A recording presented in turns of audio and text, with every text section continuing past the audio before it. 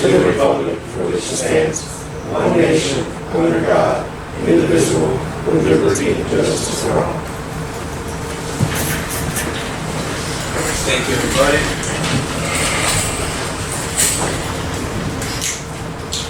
Becky, can we get a roll call, please? Yes, sir. District Treasurer? Here. District Attorney? Here. For the record, seat 1, Benny Alvarez will not be present. Supervisor Santana, seat 3. Here. Chair, seat 5. Present. Seat 2, Daniel Santiago. Here. District Engineer Here. and District Manager. Here. Thank you, Becky. You're welcome. Becky, as well as Mr. Primero, do we have any additions, deletions, substitutions to the agenda?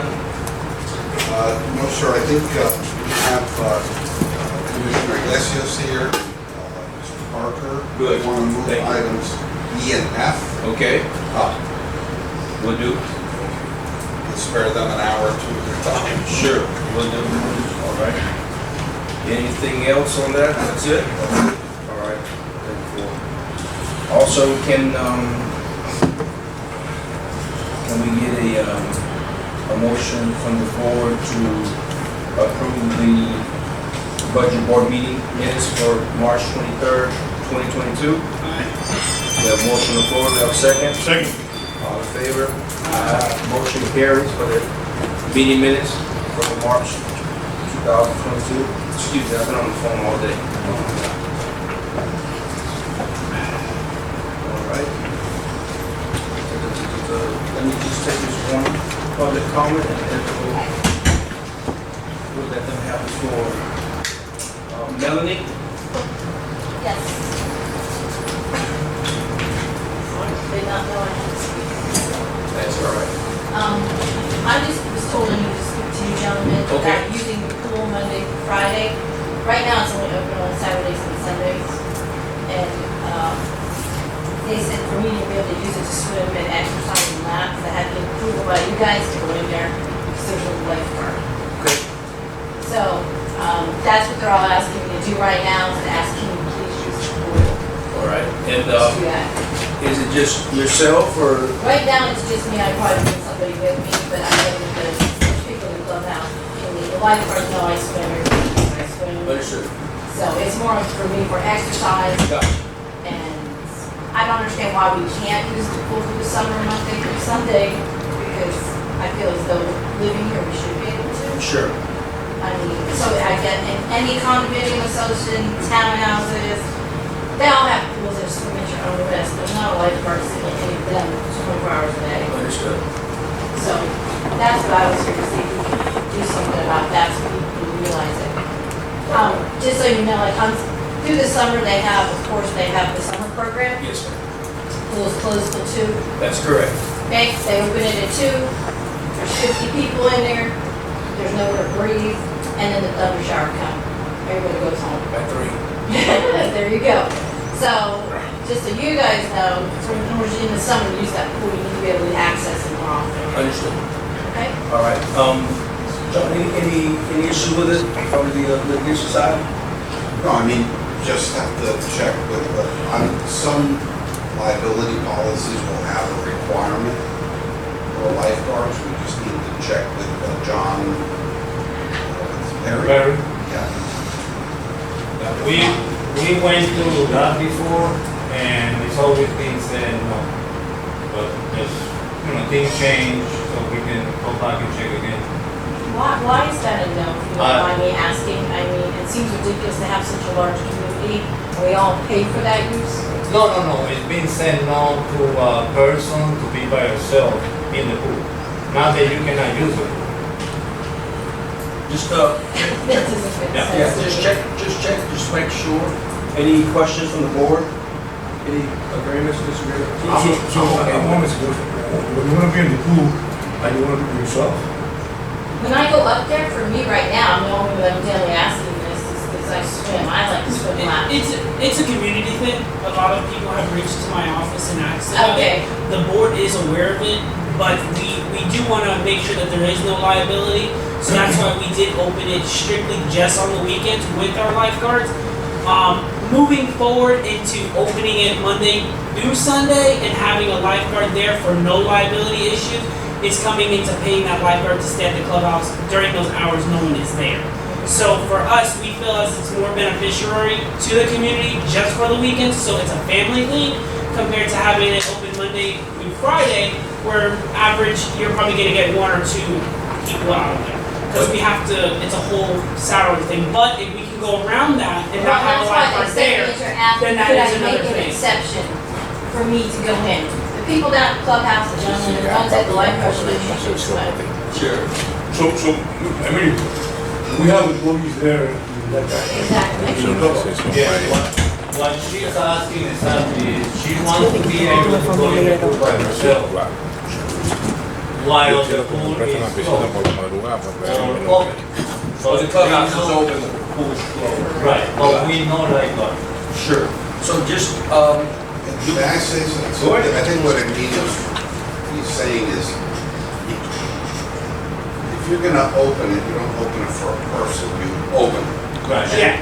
Or you limit it, like, for example, minors, you have to be, yes. and I'm just making this up, you have to be 18 years of age or older, because my understanding, I don't know, that there's a lot of minors, and the lifeguard is very important for their safety, especially, we have a lot of people who are There's a even lot. worse.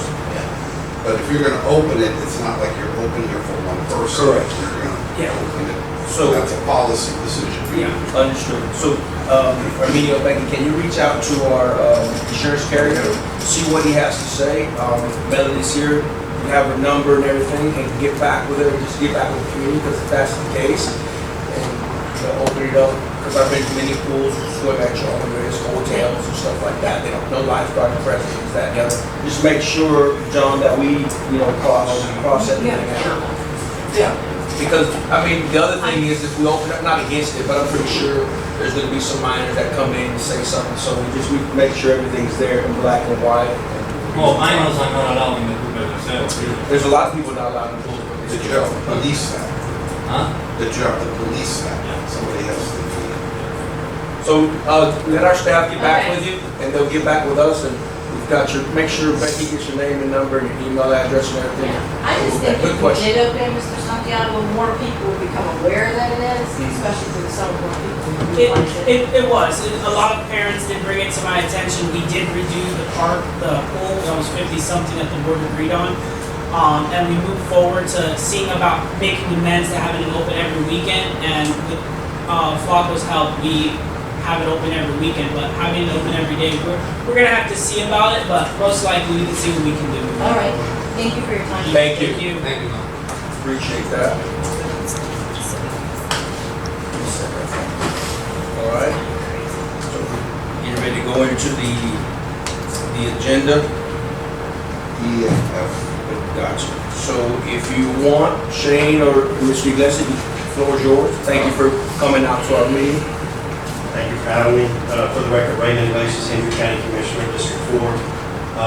So you guys wanted to discuss the roads that we've been having some meetings in reference to? Yes, sir. And then also the grant. So I'll touch base on the roads, the grants, and I'll hand it over to Shane to give you more details. Thank you. So on the grant, March of 2021, the DEO, State of Florida, approved the grant. Yes, sir. The county and your staff have been working on reference to getting some funding to address drainage within Monterey through Central County. That was approved. Unfortunately, they worked out a sales pace. Ended last week, finally got the contract in. Great. It was approved by our county attorney, Mark Clapp. It went before the board last night, and that's approved. So Shane will address the timeline and we'll have to go to run an RFP to get the bids in. Commissioner, board member Benny Alvarez reached out to me some time ago in reference to different ways the county may be able to help Central County out. We exhausted every measure. We had meetings with Shane, myself, county attorney, Mr. Camaro, your consultant. At the end of the day, even gas tax was even an opportunity, but we did start a conversation of what if the county were to take over the roads, okay? If that would be the case, it would be creating an MSBU to tax that portion that would pay for the roads if the county would administer. And I said, Shane would go into more detail about it. Sure.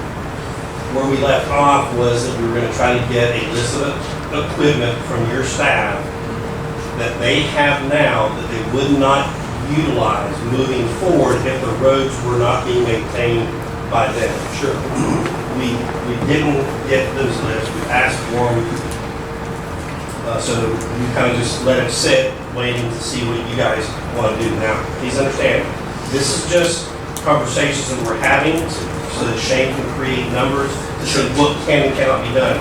There's absolutely no guarantee that our board will even approve it, but it's just to see what it, what could be done, what does that cost to get done. It's not going to be an issue that we're going to go out here and pave every single road. It's just the issue of being able to maintain, and I'm sure he's probably got an idea of trying to pave certain roads at certain times.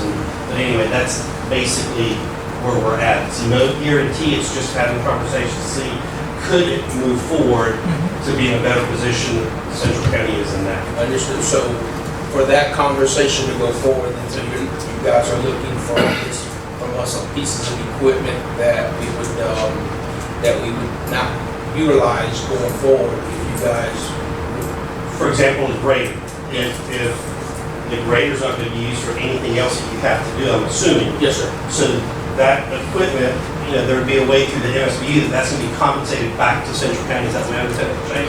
So it's not that you're losing that, it's just that we need to know what to start off with. Understood. What tools are in the toolbox, how he builds that feed back to you. Understood. In that MSBU. Gotcha. Okay. Gotcha. So with that being said, can you talk to us about the process so we don't have to keep going back? I'm not even going to attempt that. Okay. Shane Parker, county engineer, But- come up, and he'll be more detailed as to how that process would work. Okay, so let's just, when I meant the process, I'll let you talk about the process, but at the end result, like you said, there's no guarantee. It still has to go. It would have to go before our board, that's correct. And that would be proposed from Central County, from our. So Shane would present it to the county with the support that you guys give him support. And the documentation. Absolutely. Understood, okay, that's what I meant, okay.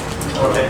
Shane Parker, county engineer. Mr. Chair, Yes, sir. before we leave you, because this is very important, so going back to the grant, stormwater drainage. So Mr. Alexis said the county now has the authority to go forward with a request for proposals or RFP process. Yeah. It would be great when you pull together the selection committee that at least 1 or 2 seats on that committee be held by the manager or by the engineer, because they're intimately familiar with the drainage features and needs here. Can we do that, Shane? Yeah. Thank you so much. Yeah, he's going to explain that now. Thank you, Mr. Gillespie. Appreciate you coming out. And for the record, Shane Parker, County Engineer, Public Works Director.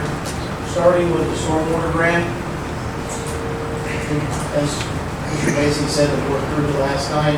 I personally did not look to see if it was executed by Tallahassee, I believe it was, but regardless, once we have a fully executed agreement signed by both parties, my staff will begin preparing the scope of work for selecting a consulting firm. What we call a request for qualifications. We need an engineering firm. The reason I say that is, from what I remember, you've got one lift station, you've got road cross drains that have to be replaced, and you've got into your roadside, your roads dump into your canals, and we're replacing all those culverts, if I remember correctly. So we're gonna need to have a survey crew come in, locate all those culverts. Okay.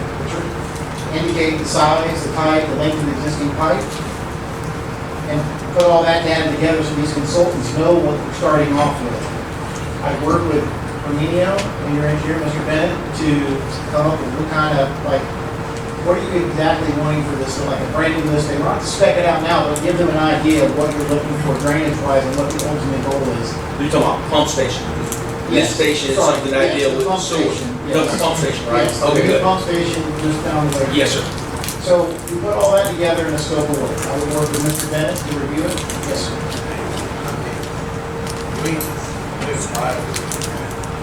that life Yes. insurance are consistent.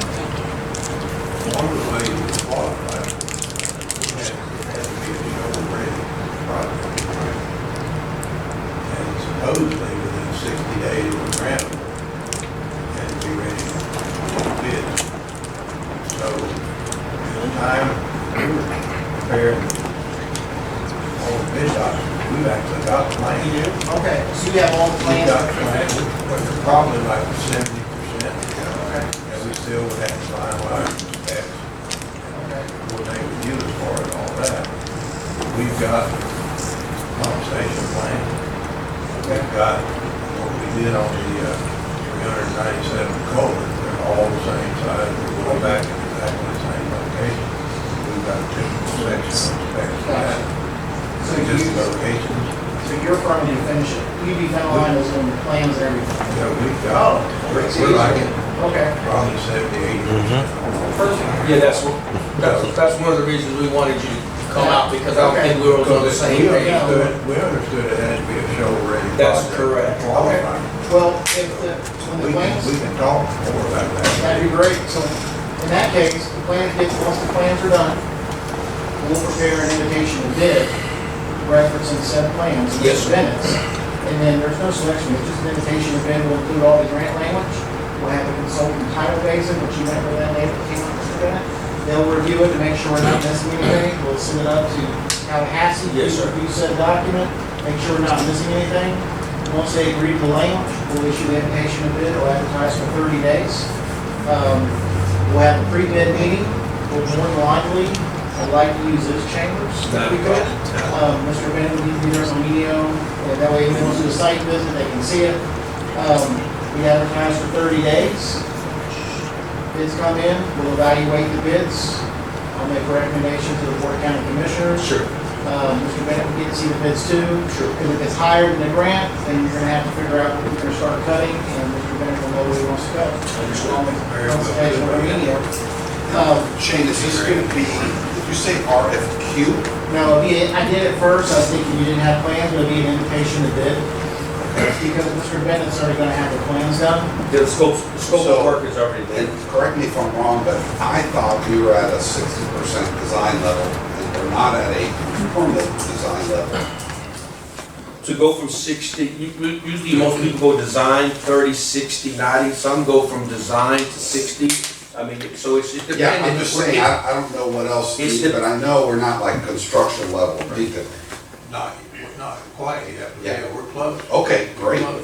great. So that was gonna be my question to the team here is, when we put something out in the or we solicit something for invitation to bid, there's gonna be a scope of work. Is there gonna be alternates, like say for instance, hey, it has to be corrugated pipe, can there be something equal or equivalent to, because right now, I mean, Public Works as well there's long lead time items. There's a lot of stuff out there with long lead items and it's not getting together anytime soon. You can do bid alternates. Okay. Chairman, you can do that. I did a project for County Road 78. Sure. And I did bid alternates for corrugated metal pipe versus RCP, and believe it or not, the RCP came in cheaper, because now RC concrete cheaper than the Correct, metal yeah. pipe. But we can do that in case the economy changes. You got different bid alternatives you can do. Yeah, we And- can, that can be worked out. Yep, and you can design it one way, and you can spec it, change it out in the scope of work, but the key thing would be Mr. Bennett needs to finish his plans Yes, sir. of what you desire. He's your engineer of record. Understood. He'll finish it, and then once we have that, we'll have the scope of work, whatever information you have, like topo or data, we'll need all that for the, as backup for the invitation to bid. County will post it online, we'll do it through Demand Star, so it gets a far-reaching, Sure. net of contractors. We'll also email a bunch of local contractors, and some that, when I say local, not just Henry County, but surrounding counties. Surrounding there. That way you can get a good pool, hopefully, that'll, come out. And then we'll evaluate the bids. We'll have to sit down with you and me and like, okay, this is how much money we got. Because tidal basing gets a little bit of that money out of that overall grant. We'll have to make sure we're square on the money. Sure. Once the bids are good, and the board awards it, we'll have to have, Mark Lapp prepare a contract. Then once the contract, actually, I'll also prepare it, Mark Lapp will review it. Then we send it back to Tallahassee to make sure, are you good with the contract? And if they say yes, then we'll execute the contract, we'll work on getting the bonds, and then we'll issue, a notice to proceed for construction. But there's one other caveat. Go ahead. Who's doing on the grant, do you know who's doing the CEI inspection services of pipe? Is your firm, or we need to get someone? If so, we'll need to advertise. We had anticipated doing it, but, you know. Okay.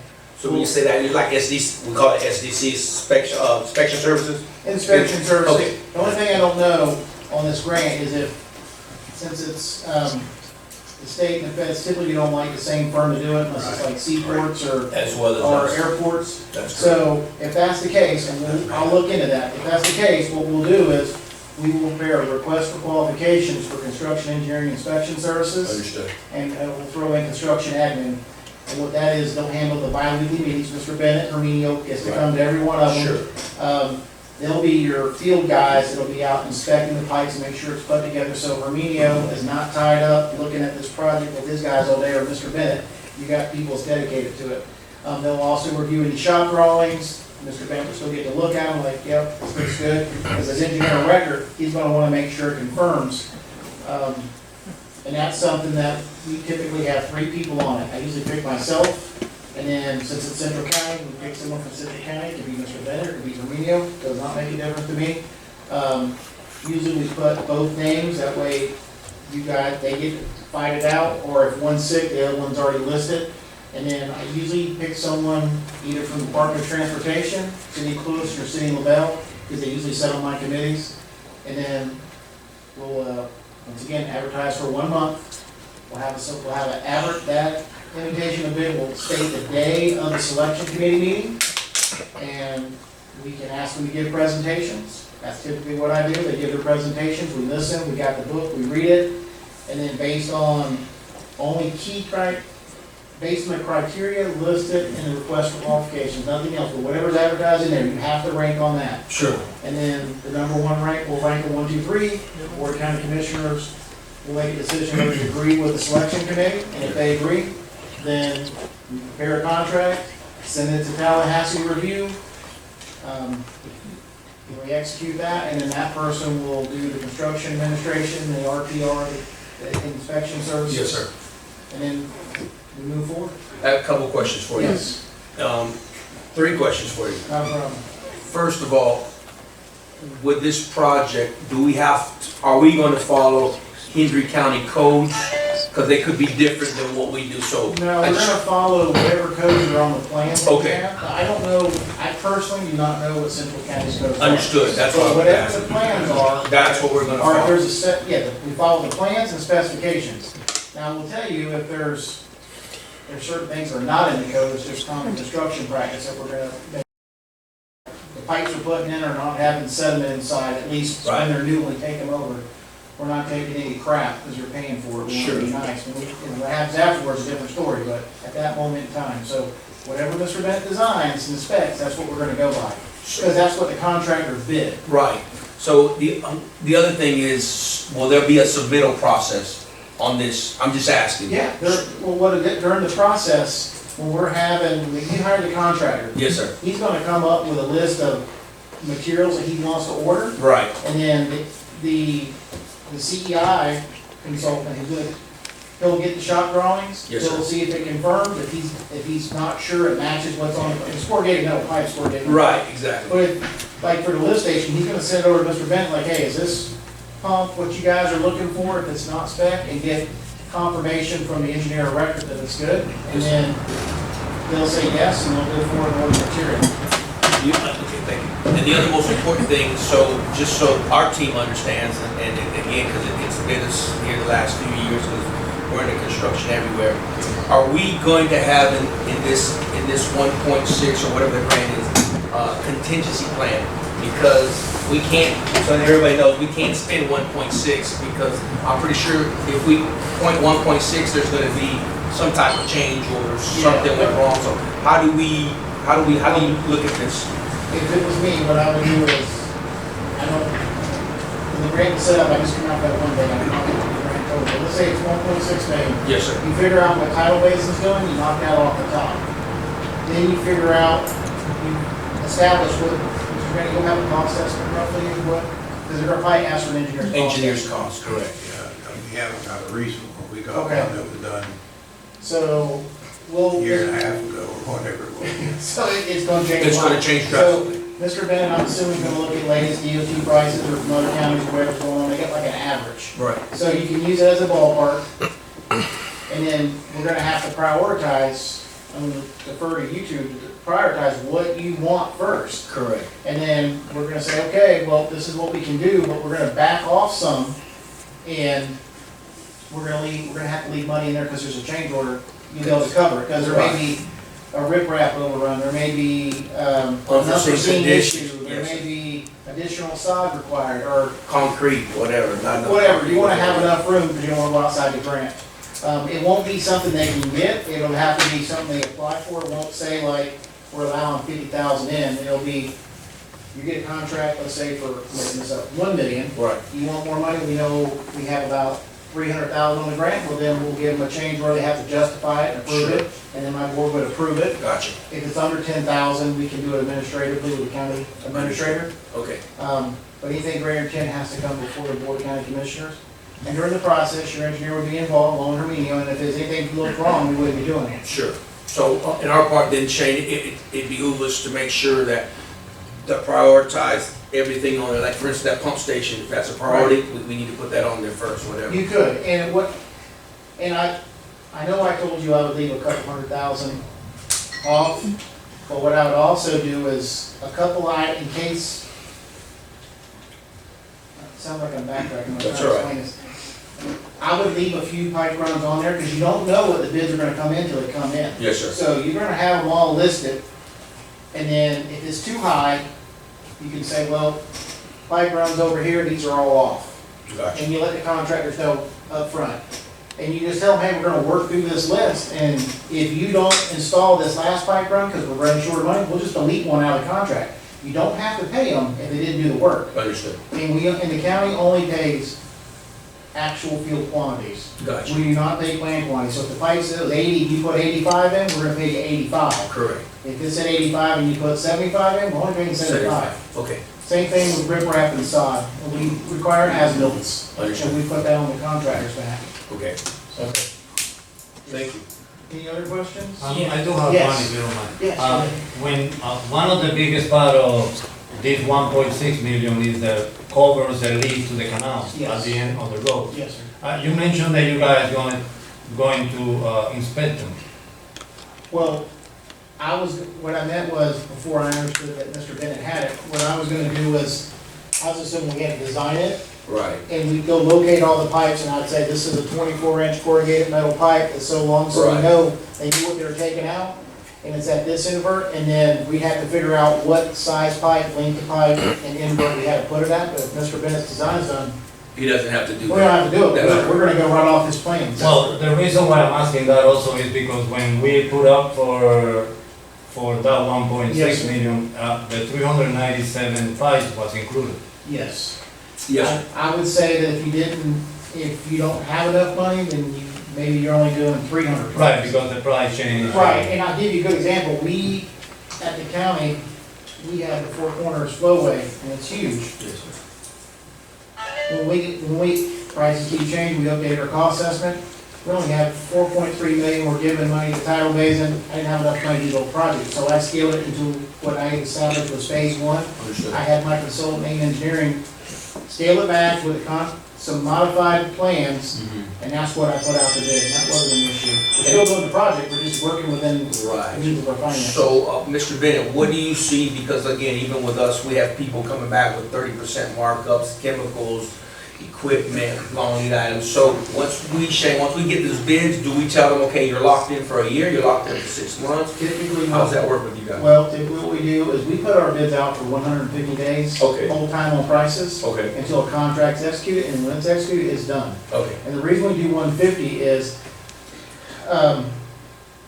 selfish reason, but during the summer, the county meets once a month. And if you hit the wrong time of year, you're meeting once in November, once in December, and we have to call a special meeting, which is not unheard of, and we've done it before. Right. But let's say the bids come in, and Mr. Bennett's sick, or something's going on, or there's a hurricane, we want to be able to have time to evaluate the bids to make a recommendation. So Sure. maybe you got the money, you're like, and I'm, we want to do this, and you're like, well, you know, we're going to do budget cycle, we can probably throw some money at it.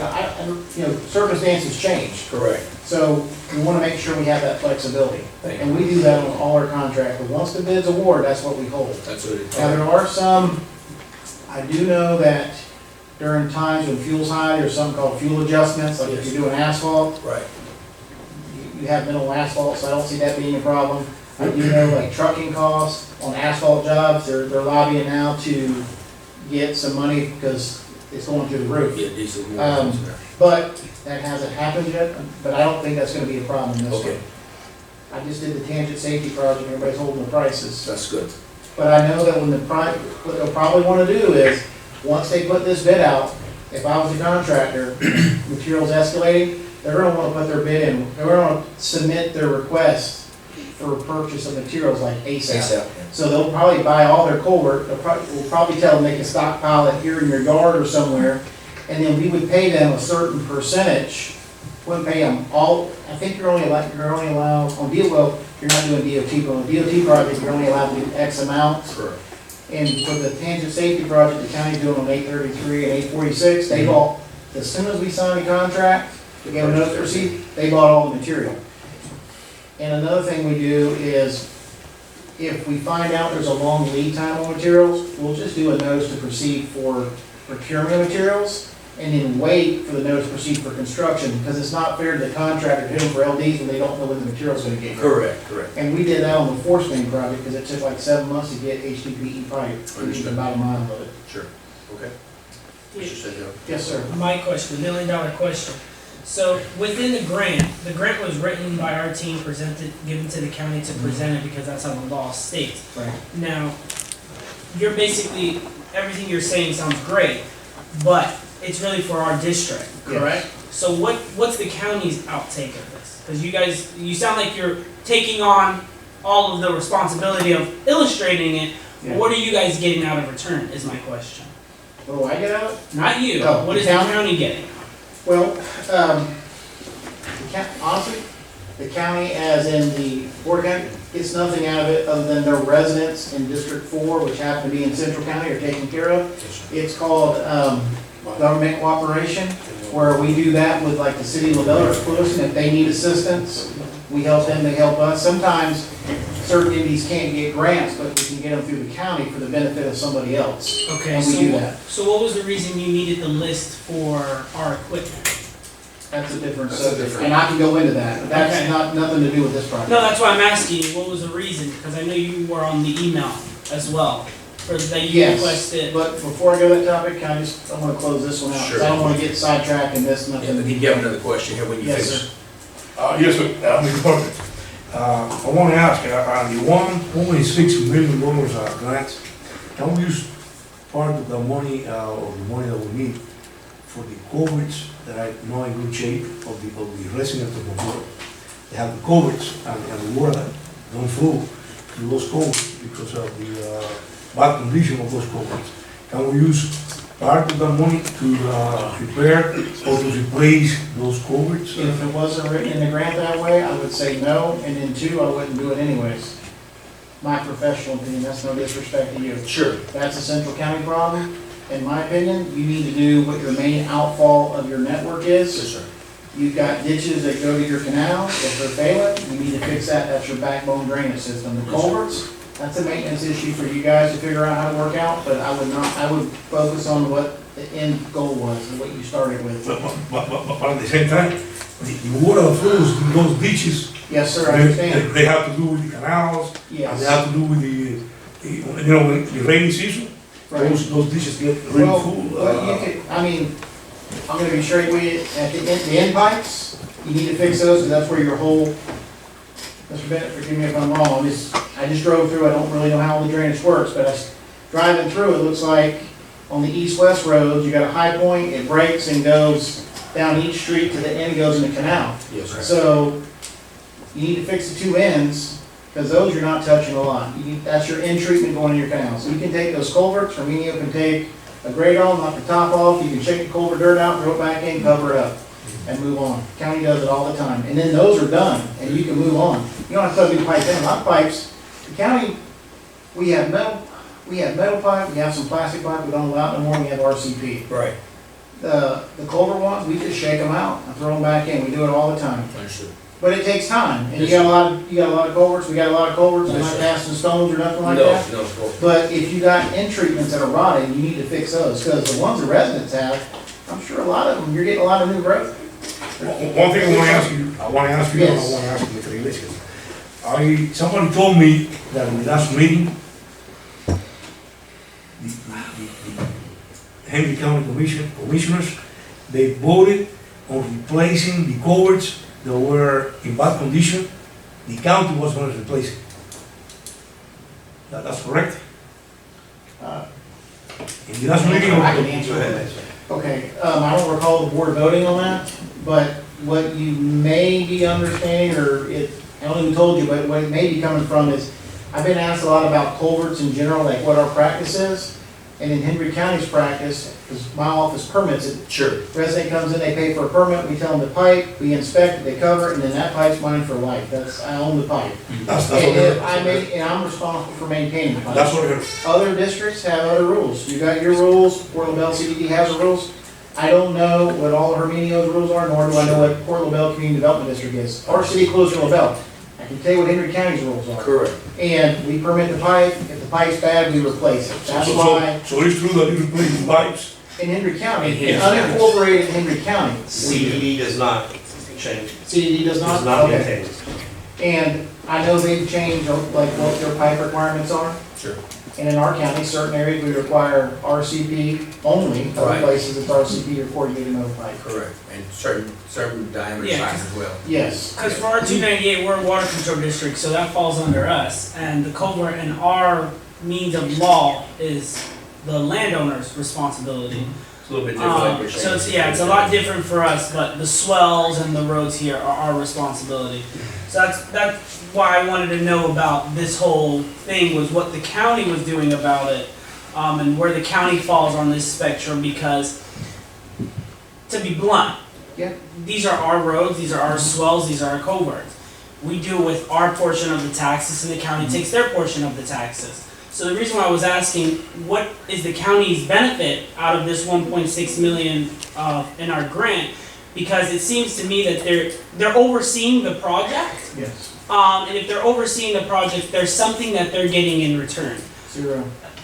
So let me ask you, let me ask you something. But hang on. Why, It's zero because we get no financial benefit? No, Only thing- absolutely, you and the can't only because of thing- the grant, absolutely, You you're are correct. reimbursed for your administrative. No, not me. Title Basin is the county's consultant, but I get no money out of the deal. Like, as far as I know, we're not charging anything, it's just we're cooperative helping. And I can find that answer out for sure, but I know, my understanding is, we're just doing a grant, Title Basin, the county consultant has administrative fee like for handling it, and we're paying them on Four Corners. But out of all the other projects the county's doing, such as the Four Corners, my department's charging nothing, like, we're just doing construction. Yes, it's a pass-through. For the county's benefit, all we're doing is, there's an issue in Central County. Sure. They need help. And so one question I have for you, I'm going to Iglesias. Why don't you transfer the money, $1.6 million to ourselves, Central County? That's a state. The- And we managing the money ourselves? well, I believe, and I'm not the grants special projects coordinator in that position, but I believe the county was the one that had to be the recipient. That's to get it. correct. So because of that, that's why we're lead. Trust me, if I didn't have to be lead, y'all been No, right. this is my main point. The Yes, county have the money, right? yes, But we follow up with the projects that we need to do with the manager, and we decide what we need to do. And then you will be supplying us with the money that we need to do the projects that we wanted to do. So we got the state of Florida. Hold on, John. Do we have anything else for him? Because we can have a sidebar to explain that to Mr. Santana. No. Any other questions for Mr. Parker? I still got your road question. Go ahead, sorry. No more on the drainage, right? On the grant or anything? He'll explain it to you. Okay, on the roads. Mr. Alvarez, Mr. Iglesias, you said, thinking about possibly, what's the possibility of Central County getting out of the road with maintenance business. Yes, sir. Mentioned, didn't say the board decided anything, just him himself. Sure. They asked county staff, there was, someone did some analysis or comparison, staff looked at it, and then Mr. Alvarez wanted to know what the county does. And the county structure is different, in that they brought up like, the most equivalent would be Pitt County. Pioneer Plantation, Ladino. It's a municipal service benefit, we charge $35 an acre.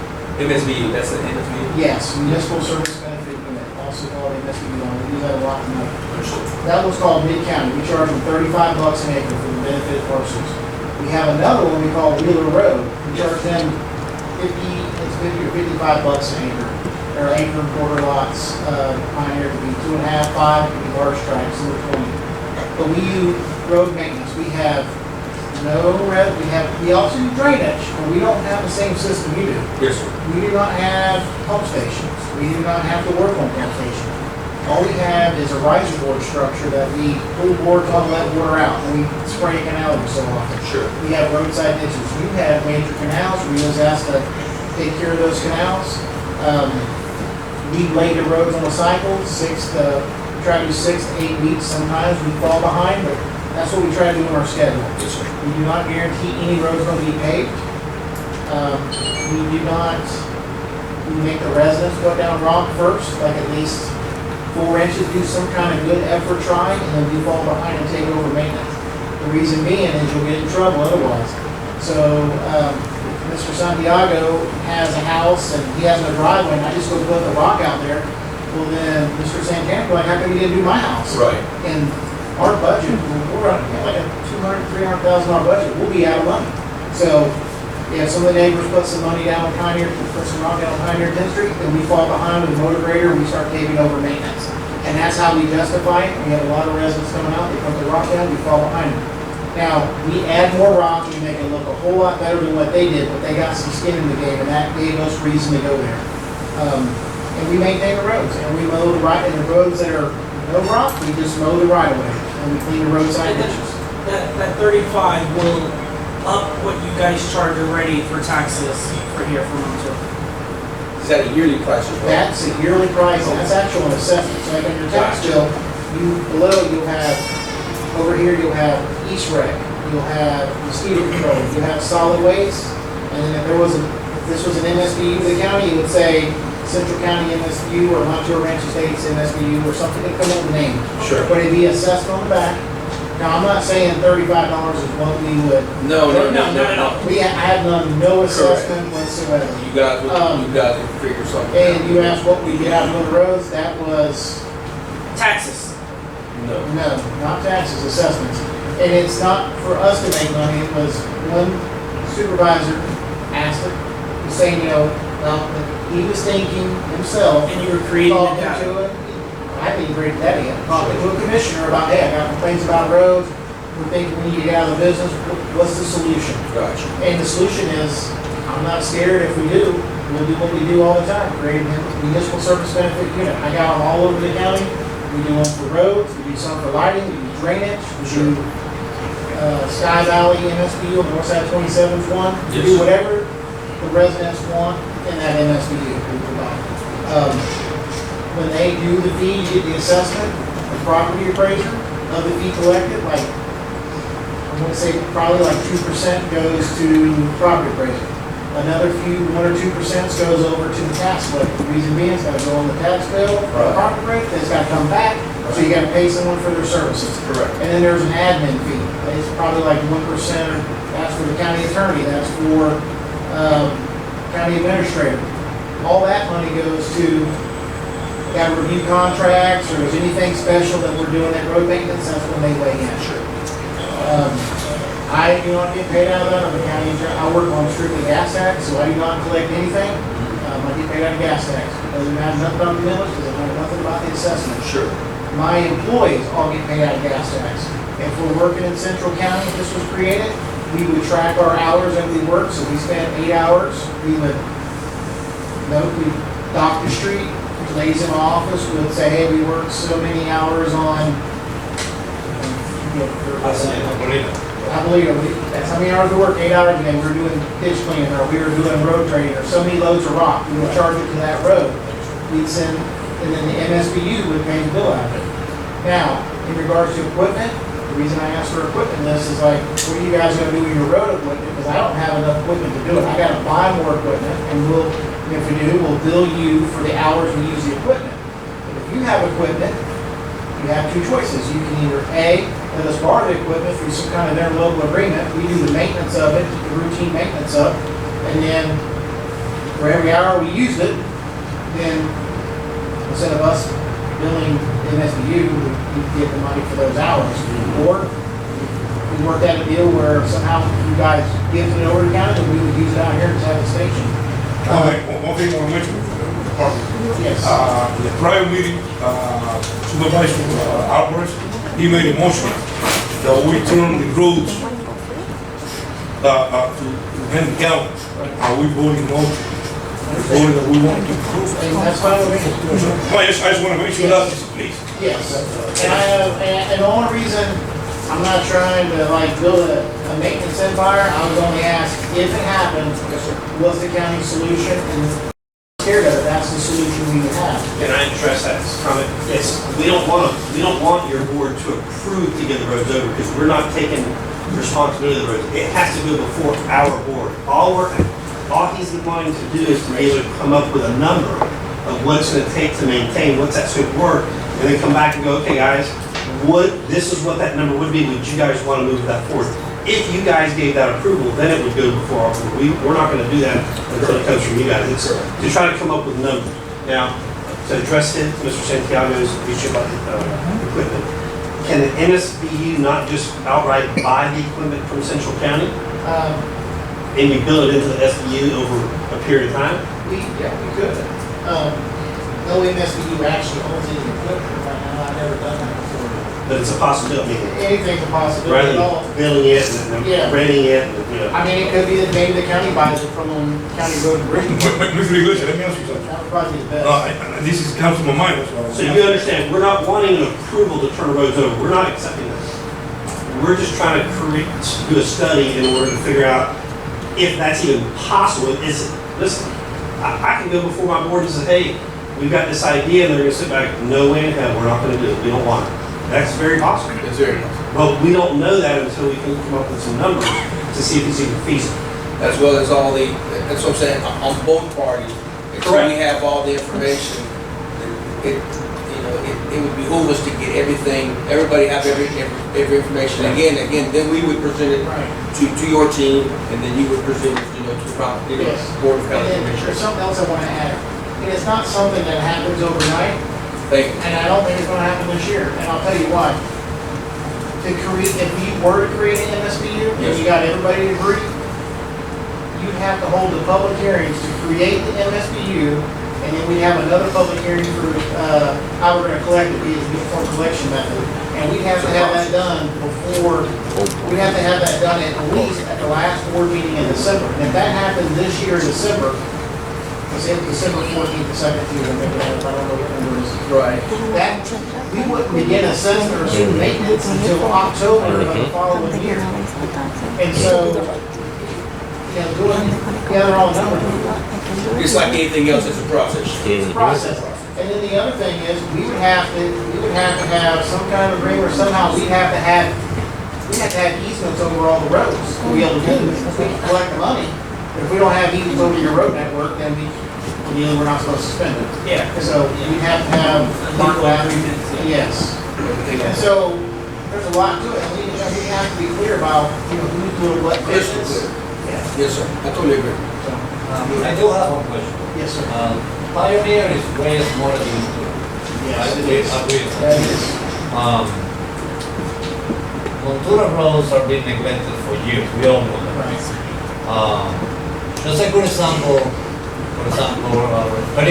perimeter, Yes. to put it where it's supposed to be, we have to go come out like 2 feet.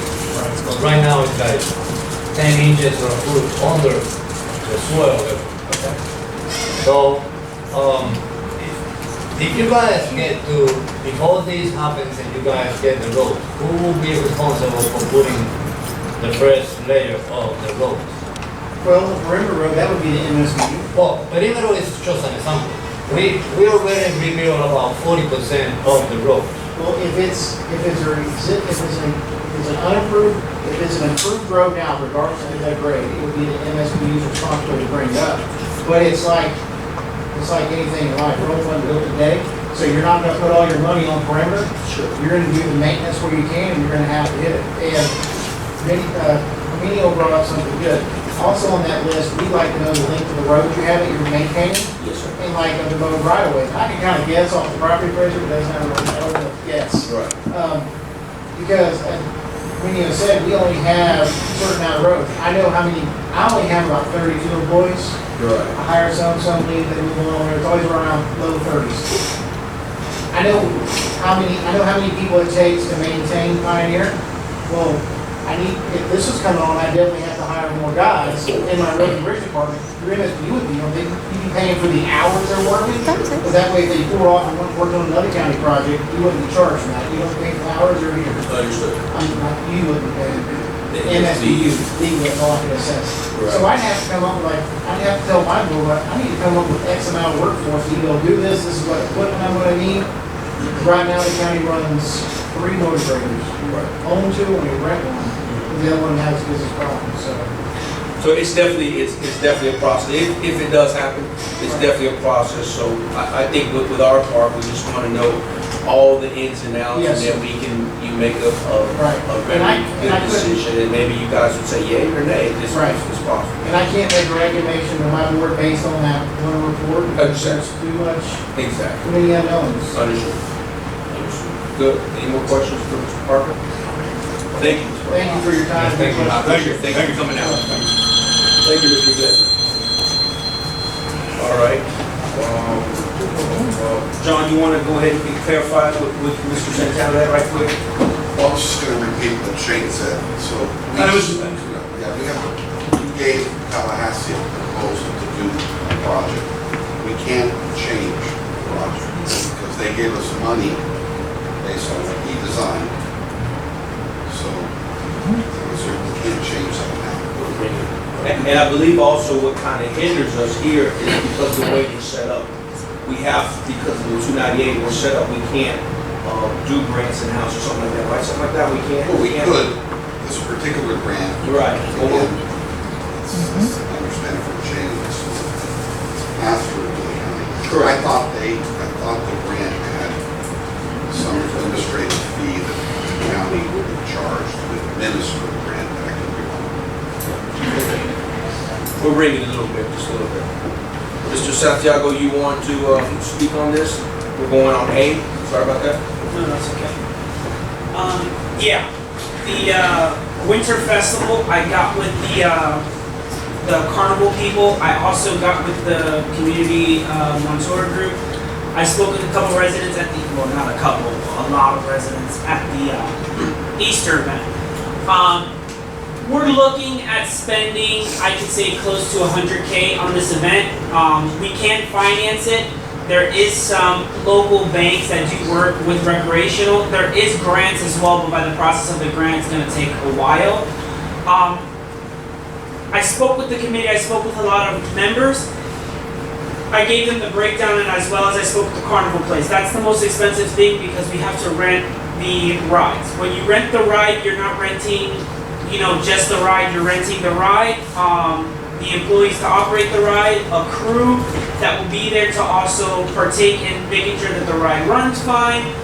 And each ride that you rent comes with a gaming booth, and a food booth, or 2 or more, depending on the size of the ride. We rent the rides, and what basically it'll be doing is the games, all the money raised at the games comes to us. The money raised at the food is 50-50. And the ride amount, we can do it by ticket or by band. I'm adopting what the city of Clusid has by adopting the wristband fee, the ticket fee, as well as the entry fee to the park. We have to make 3 deposits for renting the ride because it is so big. One has to be finalized. We have to make a decision this meeting if we're going to do the event. And then later May, we have to finalize the rides that we want to rent and give them the deposit. Halfway through the year, we give them another deposit, and then the week before the event, we give them the remaining deposit. I spoke with vendors and big sponsors to pitch in on the event to help that cost deplenish. They're on board. They're just waiting for the green light to start getting all that stuff in line. Because if the event doesn't get approved by the board, then there's no point of them donating money towards it. This is a carnival-style event. It's the only one in the state of Florida. The company who will be also helping us run this during that time of the year. during that time of the year. Understand. The state of Florida is one of the biggest tourist places, especially year-round for certain events. They're also in charge of the Strawberry Festival. They're also the ones that do all of these other big events. They said that we can have a big event that they can bring together with some big vendors like Budweiser, Bud Light, Pepsi, you name it, corporations to come out here to sponsor the event as well as be out here. But they want to know if we're gonna approve it so that they can start preparing all of that stuff for us. I told them I'll bring it in front of the board to get an approval or whatever happens to move forward. And then we can go from there with pricing and stuff like that. But we are at 100K is what they're saying is the minimum. What are is this like a 1-day event, 2-day event, No, this 2 is weeks, for, 3 weeks? I planned it, just giving them rough answers. I said the first week of December. Let me show you right here on the calendar. Excuse me. John, while he's looking at that calendar, do you see anything on your board? Because I'm pretty sure we have to have some type of liability. I'm sure they have a This was on today, so I can page form agreement. Yeah. So I was saying the 8th, the 9th, the 10th, and the 11th, those dates, because it gives them the 7th to set up, which is midweek, and then Monday, the starting of a new week to pack up and go. There's no event in the whole state of Florida. Their executive board, What's the dates of the actual event? Sorry. it'll start on a Thursday and it'll end on a Sunday. You're talking about December. Yes. We will be the only festival within the whole state during that time.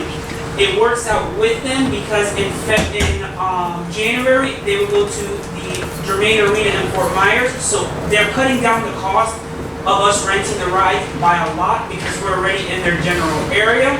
Also, we're bringing in an event on a time of the year that they don't have, and they said that if the event is successful, they will sponsor the event the following year, and there's no cost to us, but instead of 100% profit coming to us, we'll split everything 50-50. So we have to pull $25K a night just to break even.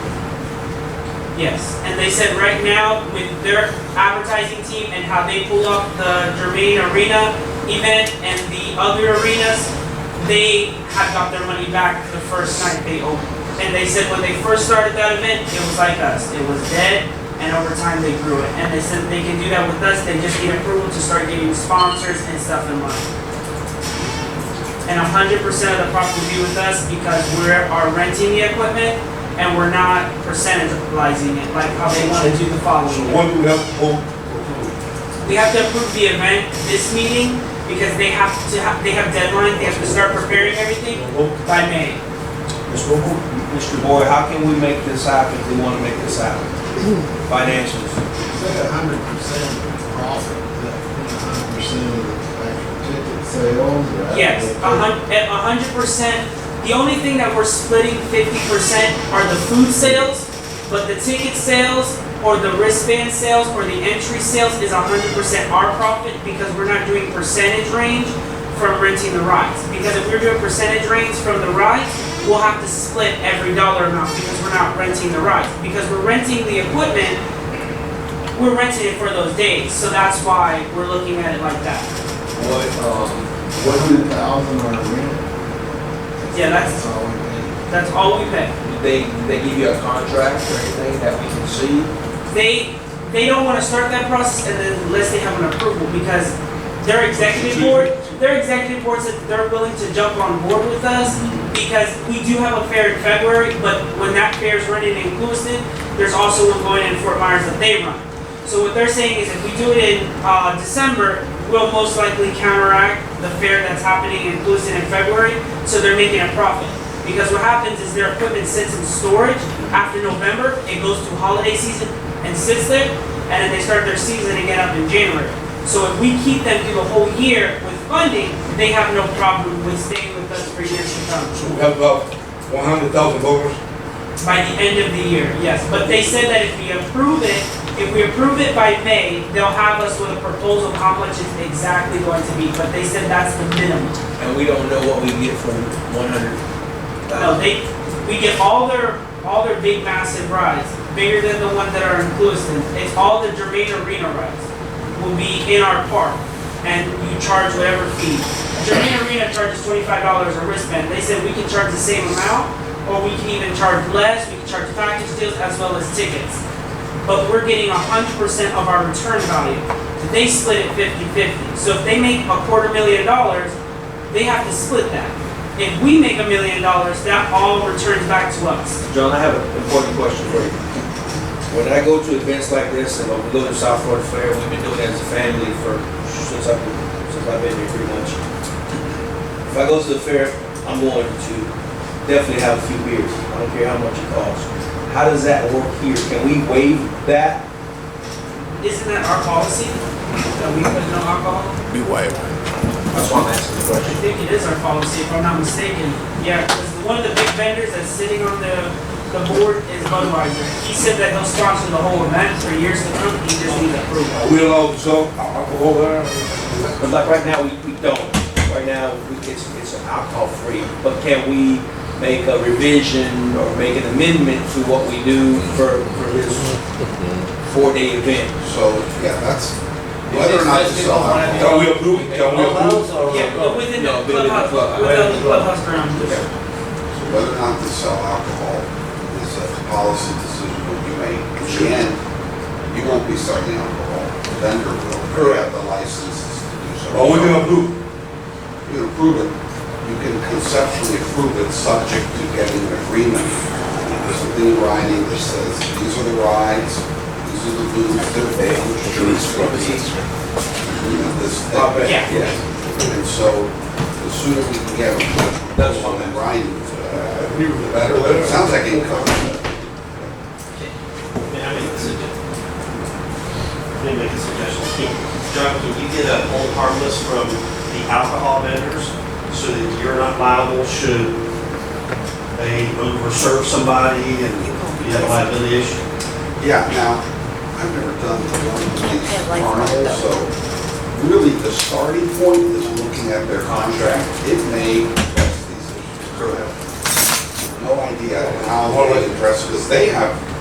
Yeah, I Like, glanced I at don't it. know if the vendors are them or they in turn contract with No, third what they do is parties. they have their own vendor, they have their own food vendors that they use at all their carnivals that work for them, their carnival food. But what they do is they also contact local vendors as well as local businesses to partake in the event and they charge them. But what they told us was because they're not doing the event, they're gonna have their consultants, their people, work with our committee, that's all volunteer, to get all of these people in line, what exactly to do. Because what they're trying to do is they're going in good faith with us, they want to make this event happen. Sure. Because they see it as them, the following year coming back, of them saying, okay, since we made it happen the first year, look how much you made, can we partner with you and go 50%? And that's what they're looking at. And a lot of the big investors that were sitting there in that conference call, they're willing to put the money, they just can't legally do anything right now because the board hasn't gave them approval to start looking. So John, as well, Mr. Boyd, if we give our approval, what do we commit to? If we approve this now, what are we committing ourselves to? Financially being involved, the whole 9 yards, or I would say let's approve it approve to it. get the start? Because Yeah. I would want to definitely have our our legal team look over that contract. We can't cut any checks. No, No. Well, that's why I'm asking. This is just conceptual. Yeah, I just want to see, I just want the board to, if we're gonna do it, we approve it, so then they can start bringing in numbers, we can start getting the exact of what we're gonna, if we're gonna rent the equipment, and see what the sponsors are gonna offer, see what other sponsors we can probably bring on. Sure. And go from there, you know, make the event a good event if we do that. Mr. Boyd, comments? I mean, we, Go in that bank. yeah, I know. We've got money available to do it, as long as we'll be able to project out and it'll be profitable, that I don't know. Sure. With you one, I know the city, and that's the thing that we have done as board members. We're trying to get creative, not only to bring things to our community, but to, you know, there's ways that we can help better our community and go forward. So it'd be a great thing. I don't know if we can do this. I'm not being pessimistic. I mean, I'm always optimistic. say a sponsor for X amount of money in there, is that lessen or? Yes, something like yeah. that? So if you get X number of dollars through sponsorships, that's. Yes, sir. That's absolutely correct. John, any hesitation with this? I mean, No, I mean, Just it's a concept, it sounds very interesting, but let's see the action, devil's in the details. Always. So if we make a decision, we approve it, we approve it, and start the process. Exactly. That's what we do. All right. So can we get a motion from the board to? Motion. We have a motion on the board to start the process for this winter festival. We have a second. Aye. All in favor? Aye. Vote carries to start this process. For more. All right, we're gonna go for B, discuss and vote Central Fair be County there. donation to, I want to say, Hendry County Sheriff's Office, I would assume. Yes, You want to take the floor on this? well, I need for, I need to tell, in order to, I don't, not Okay. ready. Lloyd, Just give it a minute, he probably wants they to. approved the winter one fest. thing I wanna mention is, Deputy Dominguez was promoted to sergeant. Congratulations. Today, Good. officially in, Cherry Office. Congratulations. Well, Has to be sold on. I was there and it was very good event. It was well deserved by him. He has been doing a great job here in Ventura, protecting the residents to the ranch. They haven't put them up And yet. unfortunately, Yeah. totally agree. You notice right away, they look way different. It was picture day. When you were a little kid, they send you picture day to school. Your mom put the best shrine, right? All right, Mr. Santana. Yes, I would like Yeah. to ask the board to approve the $5,000 donation for the deputy for equipment and for training. Cuidado.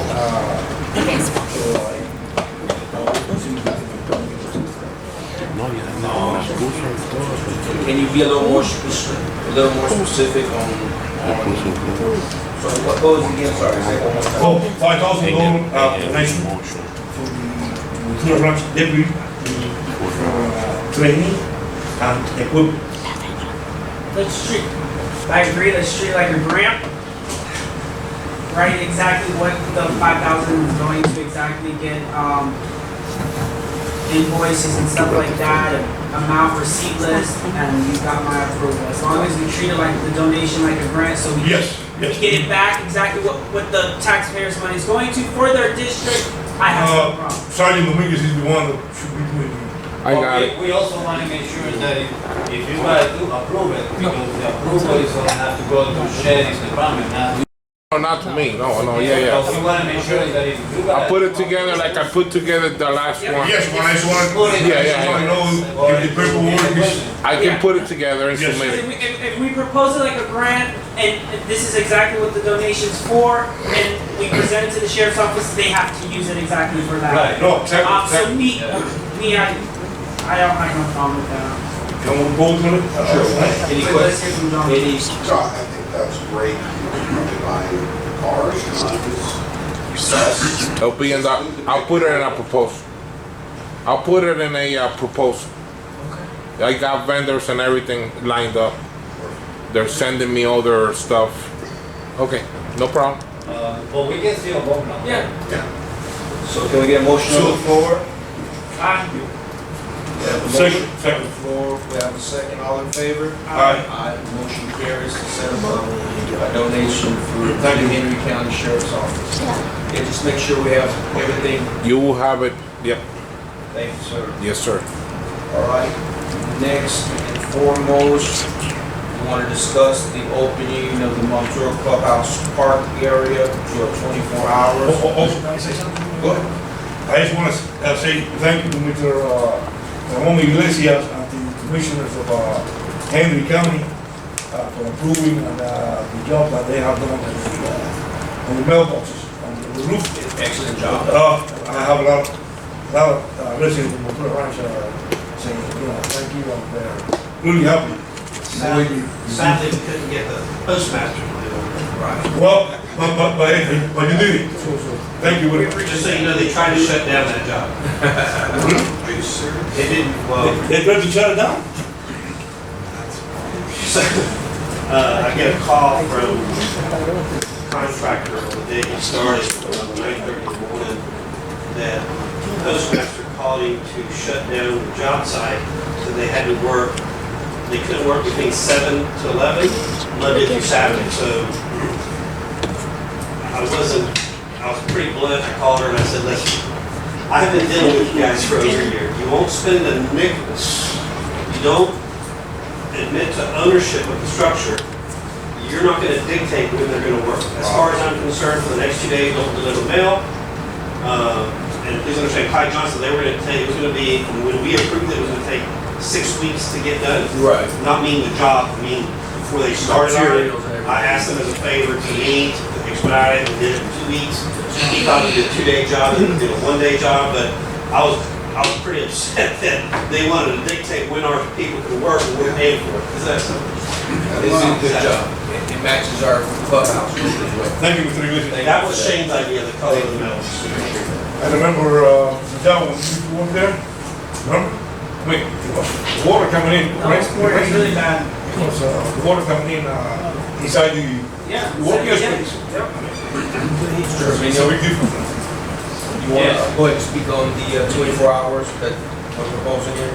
So, taking into consideration that we have to do some adjustment on the park side where the pavilions and the bathroom are, we were thinking about the possibility to treat that part of the clubhouse as any regular city park.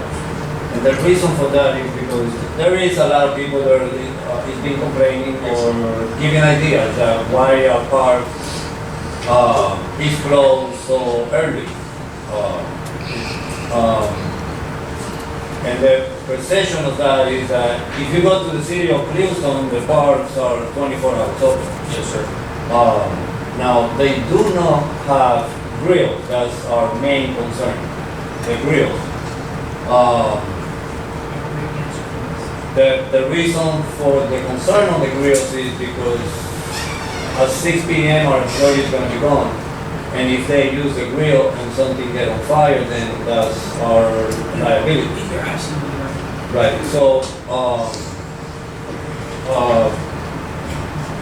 it's just an idea for the community. We're gonna have to spend some money because we have to put lights and, do some, other work. The only problem will be the grills. We can either, leave it open and do some kind of rotation on the grill so we don't have to pull them out, or we can either pull them out and leave the park open. I really don't want to leave the park open for our community with the grills on it. There is some parts that does have grills on. Sure. Um, We have spigots at each pavilion. Right, but the parts that does have the grills on it, the majority of them, I would say all of them, what they have is a picnic table and then the grill is over there on the open. Our grills are under our pavilions. So that kind of raise, some, because there was a few people that did ask at the Easter event, why is our park not open 24 hours? So I contacted a couple cities that do have 24-hour parks.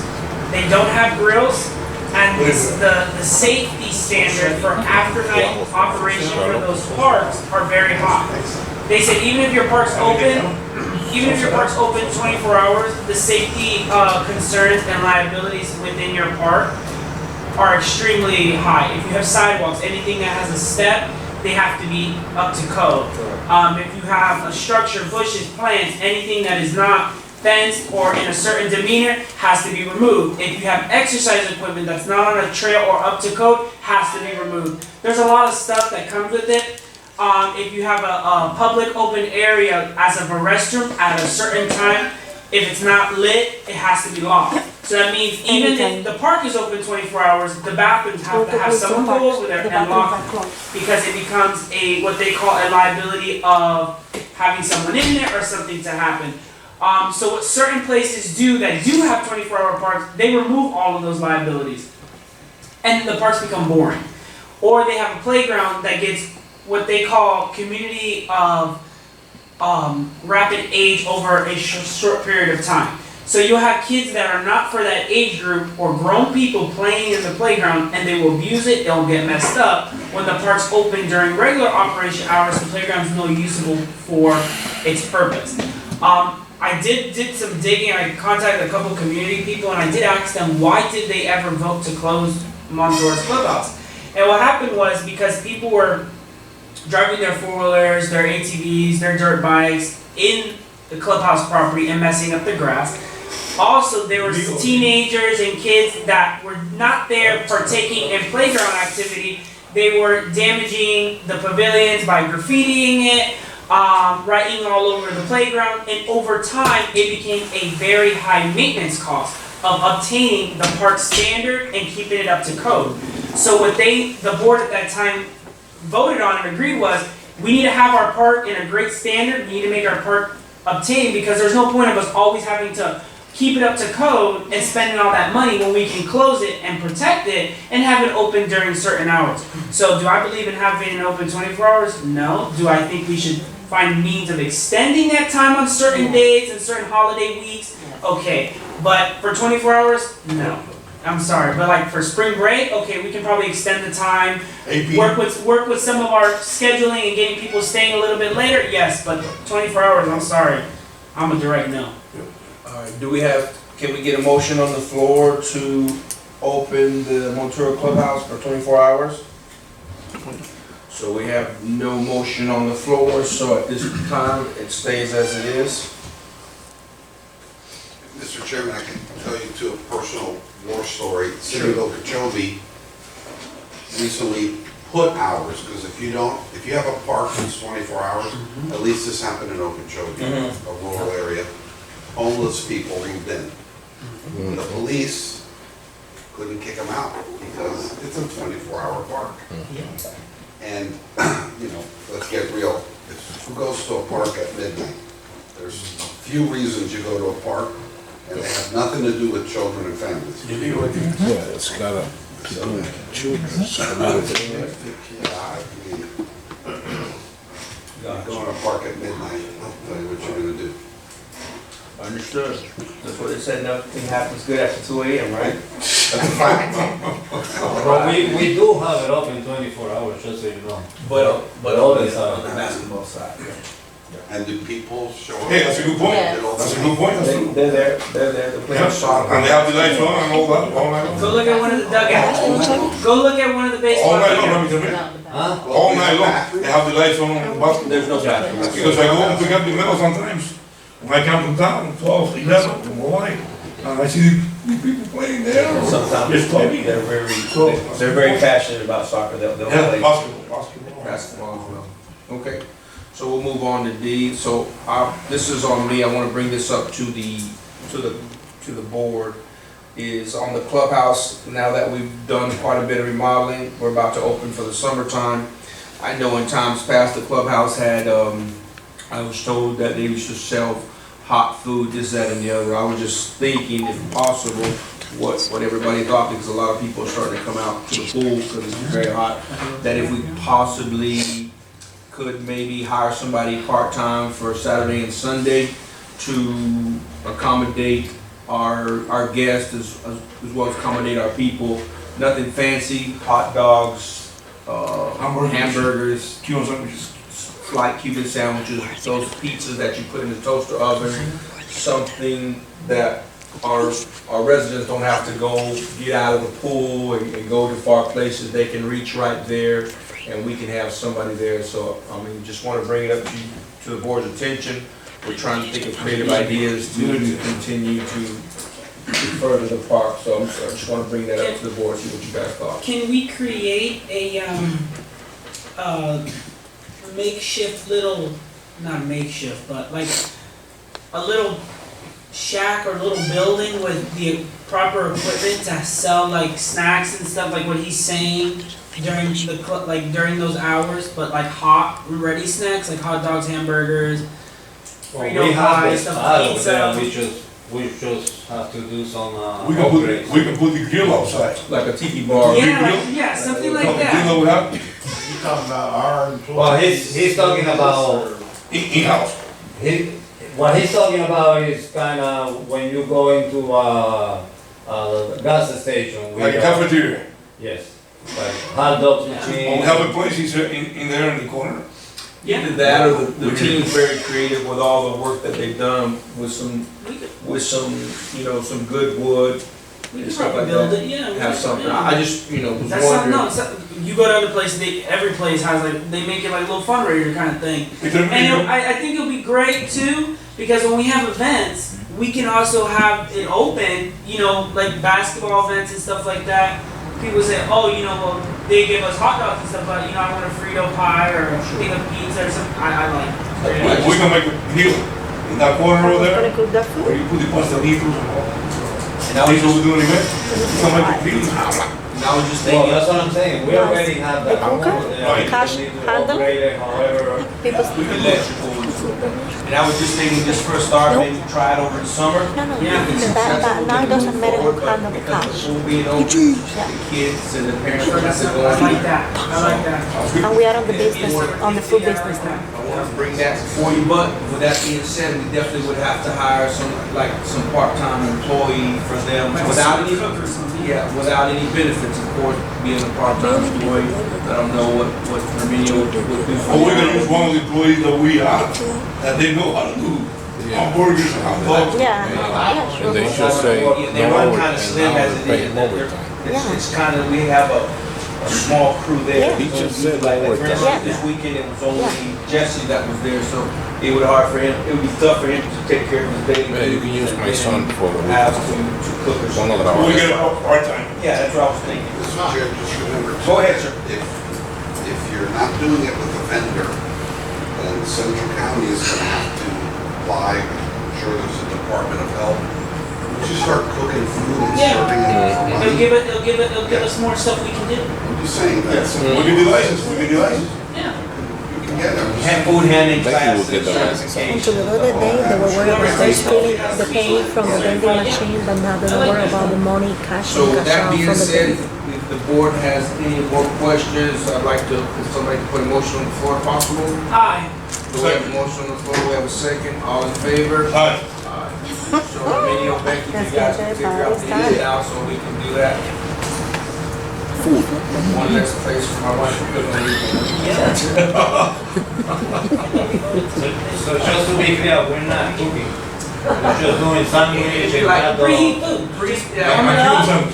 You want Yeah, pizza? that's Gotcha. not food 1 minute. poisoning. You know, like the Little hamburgers Caesars. that they have. That's in the not food plastic thing, poisoning. you put it in People the don't get food microwave, poisoning you Order get it. from Little without a license. Listen, order 100 pizza from Little Caesars. Without a license. Like the hot dog, they just, they're on the roller. That was very It's something as simple. And you can make the menu as simple as possible. Sure, Basic. $1 a slice from Little Caesars. let's do it. Okay, the other one, this is another one, trying to see what the board thinks. Last year was successful, we did really good. Just wanna see if we can throw out again for the second annual golf tournament. I don't remember, I don't recall that, so we have it on here for the board to vote on, for doing a golf tournament. Becky, is this date concrete? Go ahead. That's the reason why it's back on the agenda, Chair, is because we didn't have a date set. Oh, so we just need a date. So this is the date that he gave me, from, the Clewiston Golf Tournament. He put it that Friday like we did last year. And he set us in. I told him we would have to get it approved if, we're gonna do it.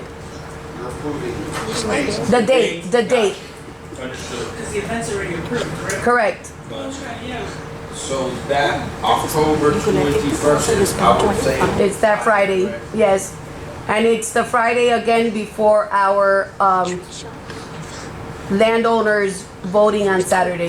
That's a good, is that right? Because as the annual, we have 2 seats coming up. Three. We have 2 landowners. Landowners, yeah. 1 and 5. The, seat 4 is through the general elections. Because most of the people that were there, most of them will be flying back the week After prior. voting. We have a big conference out of state, so they'll be back in town. So yeah, the 21st will work great. So any questions, any comments about the 21st? And then next year we'll make it big as ever, bigger than last year, and also help with the promoting, get it out to a lot of people more than we did last year. So can we get a motion on the floor? Motion on the floor for October 21st? Aye.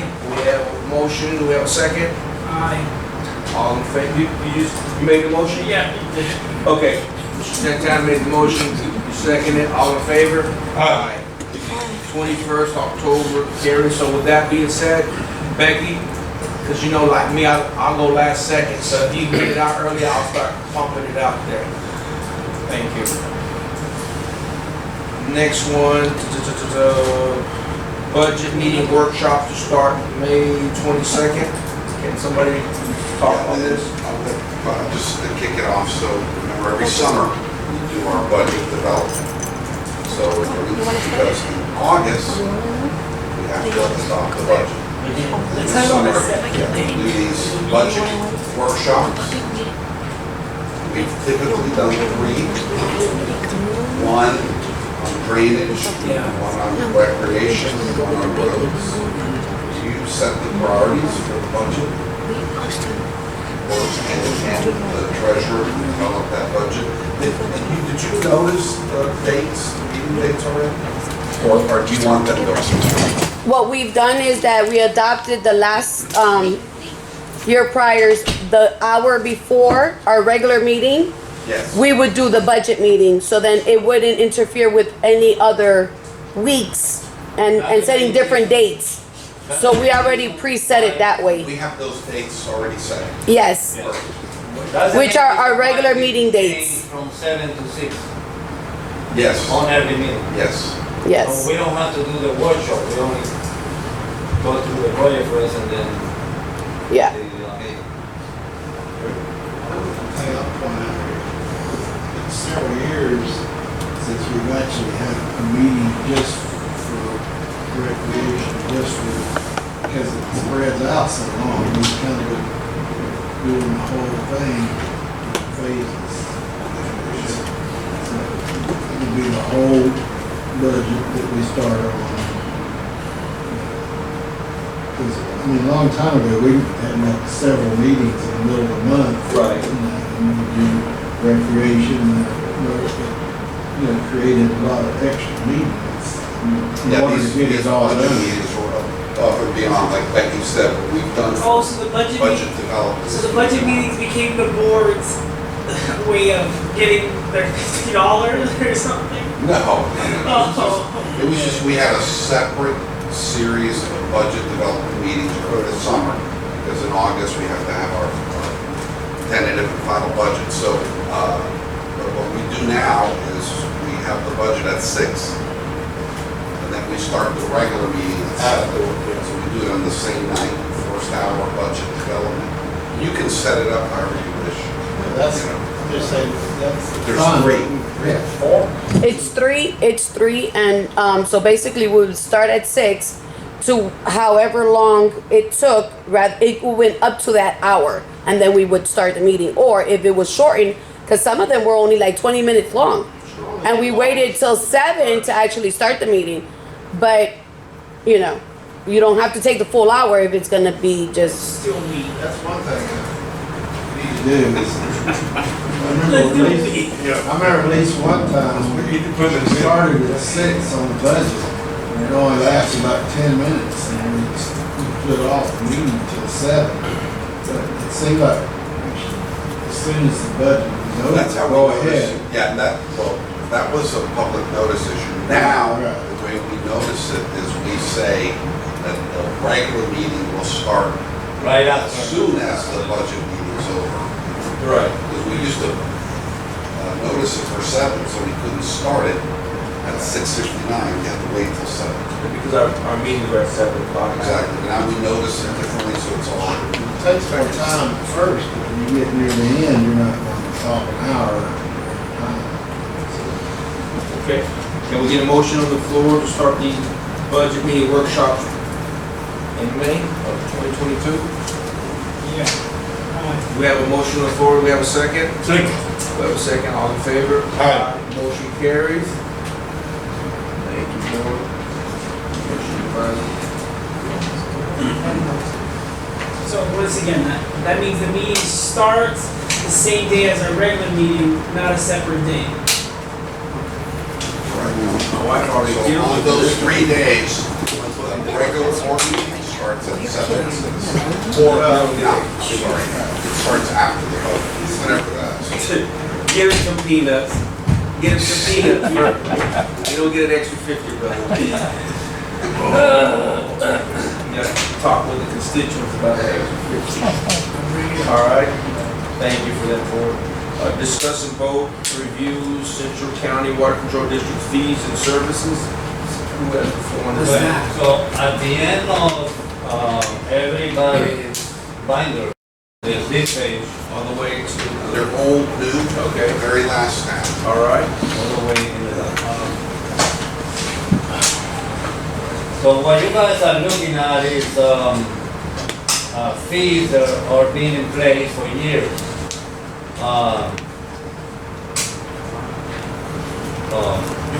If you guys want to review every single one of them, it's fine. Yes. The one that really is costing us a lot of money is the Cul-de-sac.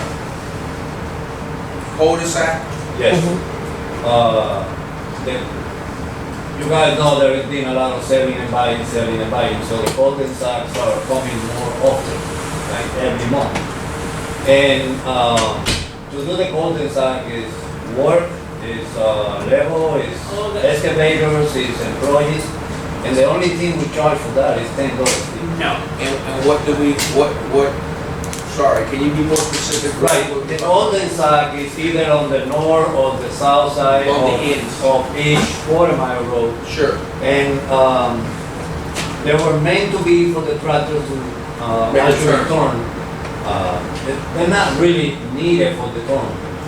For years, Central County has been doing permits for the landowners to straight up the swell all the way to the canal.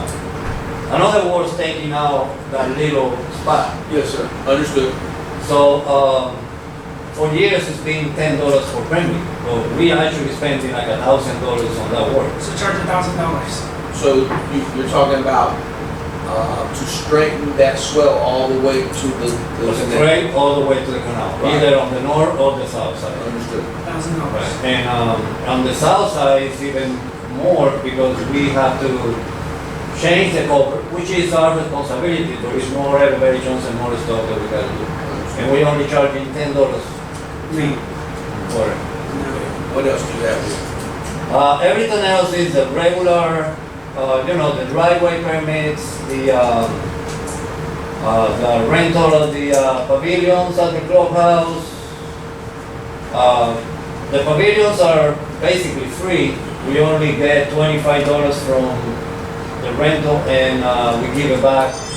It's more like a deposit. And then the clubhouse building is $100 during the working hours, and we give back $25. We give 75. After working hours, then the charge will be $225, which is including the $100, 75 rent, $25 deposit, and an approximate $150 for the overtime of the employee that stays there from 6 to 11. Let me ask you a question about day event. Okay, well, for the $10, I think we should vote on upping that price. Number one, I was playing around with about $1,000. We need to up that price.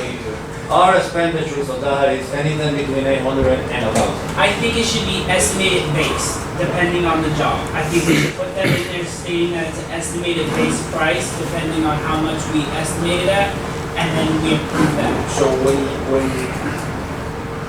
be a little more specific. So the cul-de-sac, that's cul-de-sac, so it's a cutout area on their property line. So when you're asking to fix it, that means that property owner is getting back that parcel back? No, aren't we giving them that? Yes.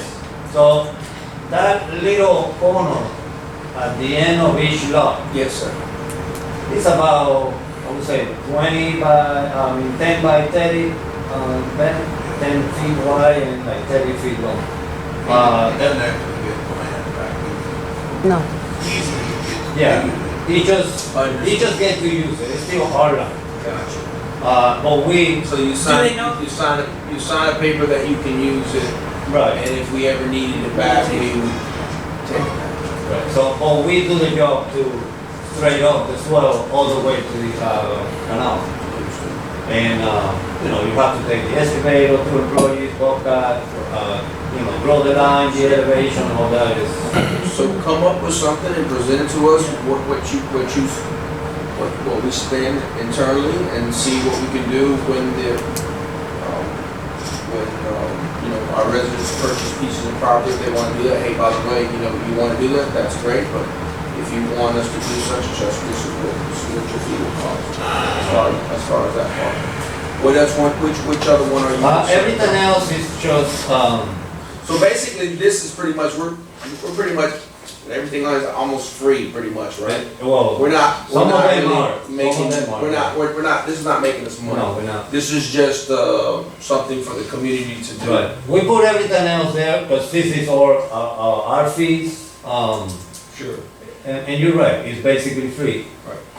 The only one that really, worry me is that the codes at work, because we're spending time and money on that. So can you present something, give us something?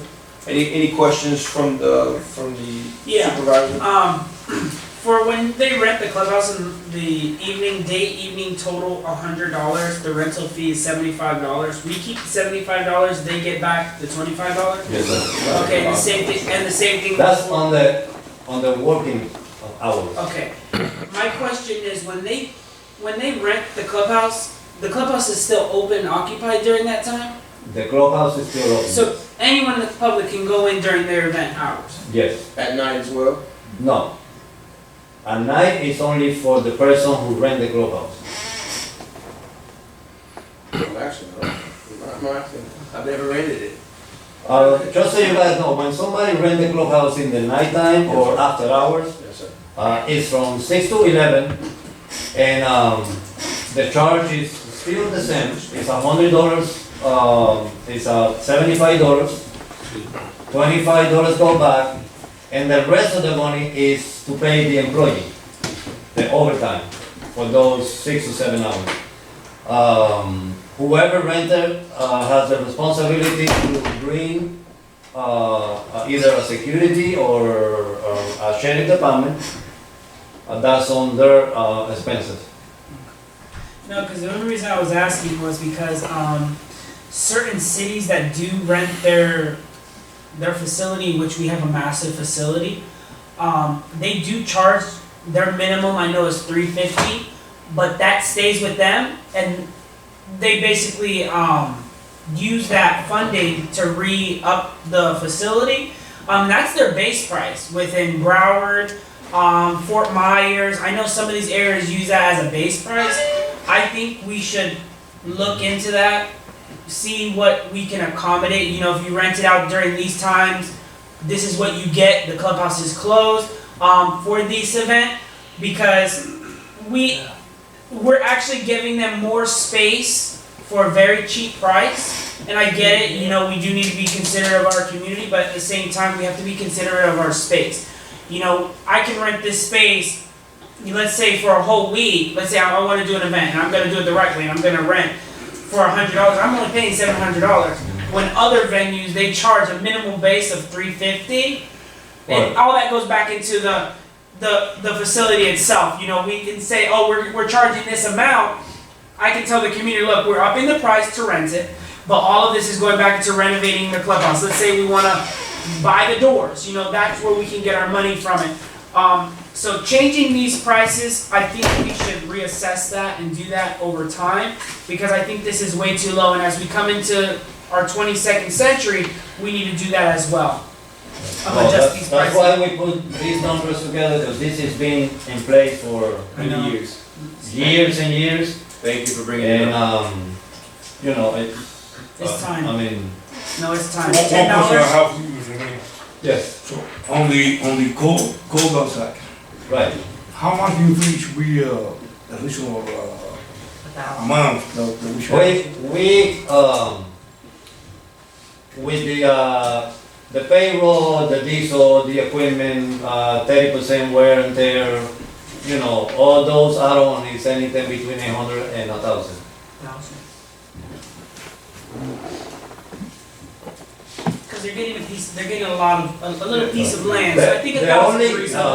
I think it's reasonable. just so you know, the only reason why everybody that gets a corner lot, once the coldens are taken away, is so they don't have air shade in front of the property.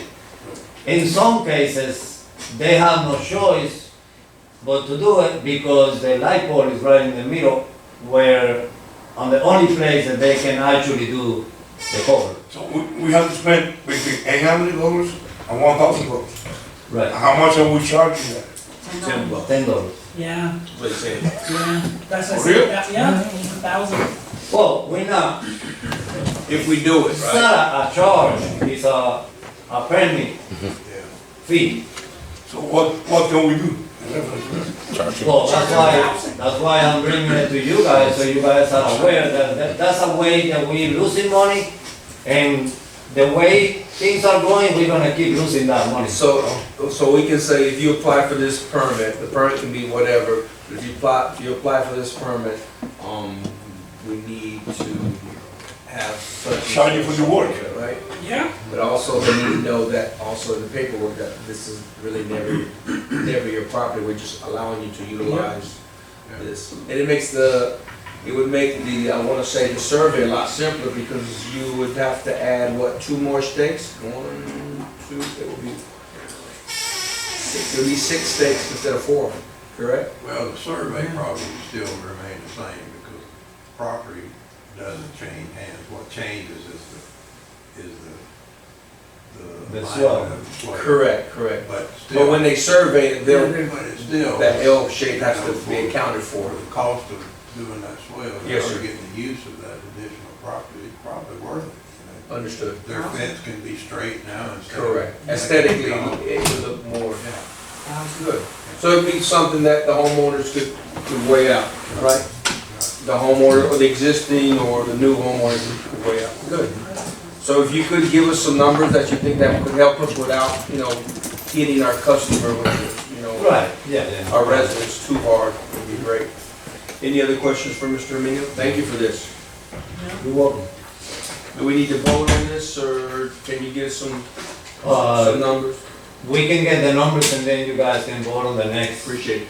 on the next meeting. Thank you for bringing it up. Y'all charge for utility permits, do you?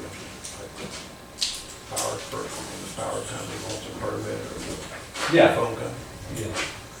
You add those to that too, because I don't know, you may not be high enough on those, by the time I review them and that kind of stuff. All right. All right, Mr. Emilio, manager's report. All right, so manager's report. We did a few roads this month. We haven't been able to do much roads for the last 5 weeks or so. Basically, Regualr is shut down literally with the line drop. They got a new crusher and apparently came with some defective parts, or however you want to call it, and they haven't been able to do any line drop for the last 5 weeks or so. Regardless of that, it was kind of good on a good way, because we had that time to do some other projects that we still need to do. The new mosher is doing a great job over in Montura. We actually assisting some roads that we have a problem with the waste management has some problems with some roads where the branches was actually out, and we are trying to hit those roads first so they don't have no more problems with that. We did a total inspection of the pump station to make sure they're up and running whenever we need them. We finished the repairs of pump number 9, so it's 100% functional. We are cleaning the inside canal in the levee and taking out all the extra dirt on the inside one. We mowing in Montura, we sold 28 permits, we stayed 21 and we did 14 inspections. We're still doing potholes. Picking up trash all around Montura. The problem with the tires and the canal hasn't gone down, it's actually increasing. If you guys go by Flat Hole and Boulevard, just look to your right side, there's like 10 tires floating there right now that we have to go there and take out. Yeah. Semi-tires, they should throw them in there. And depending how you throw it, the little top side, Yeah, you can see it. everywhere. So, the problem with those is that they get inside the big holes, the 36 inches and the 48, and then to take them out of there is hard. We sold 276 loads of dirt in a matter of a month, basically, which it helped a little bit on the money. The Easter band was awesome. I'm really happy the way it came out. It was a lot of help, it was a lot of coordination, a lot of work, and we got it done. It was awesome. The pool is open.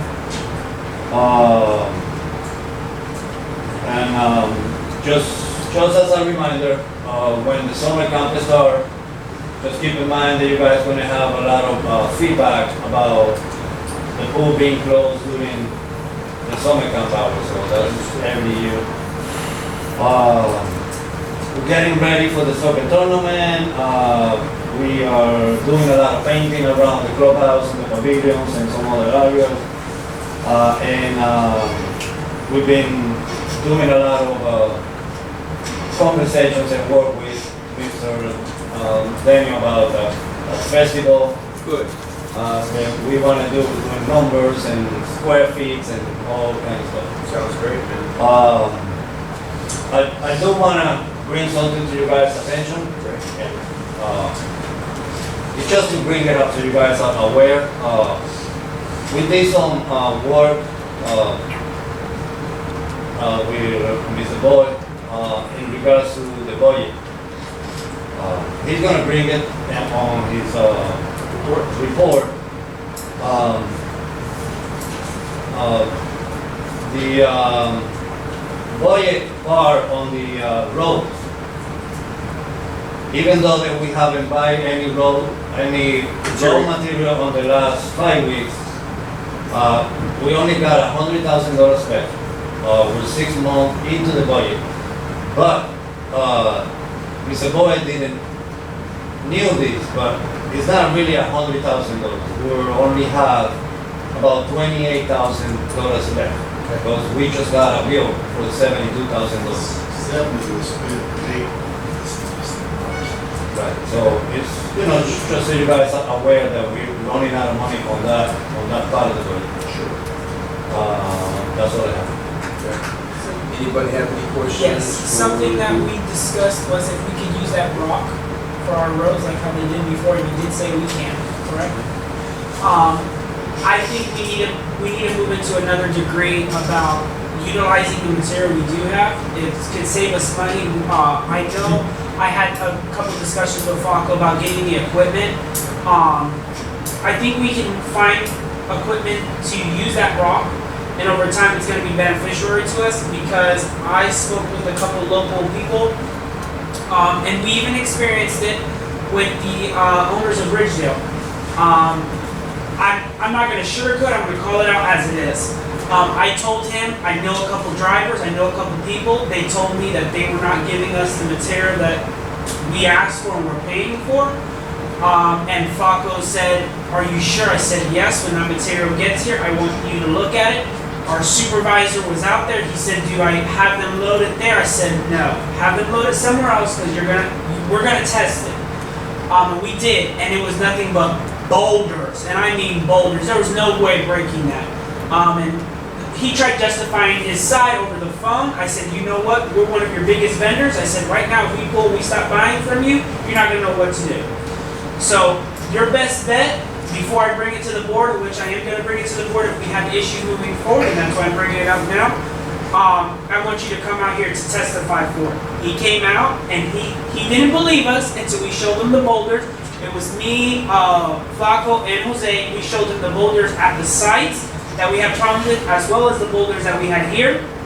He said, oh, he apologized that was just a couple loads, that he was going to give us a couple free loads. He only gave us one free load of the same material, and what they started doing after that was they surplus the fee for the dirt. They upped their price. Then they started giving us problems with delivery of the material. Not just that, then they just stopped providing the material completely, saying that they had a problem.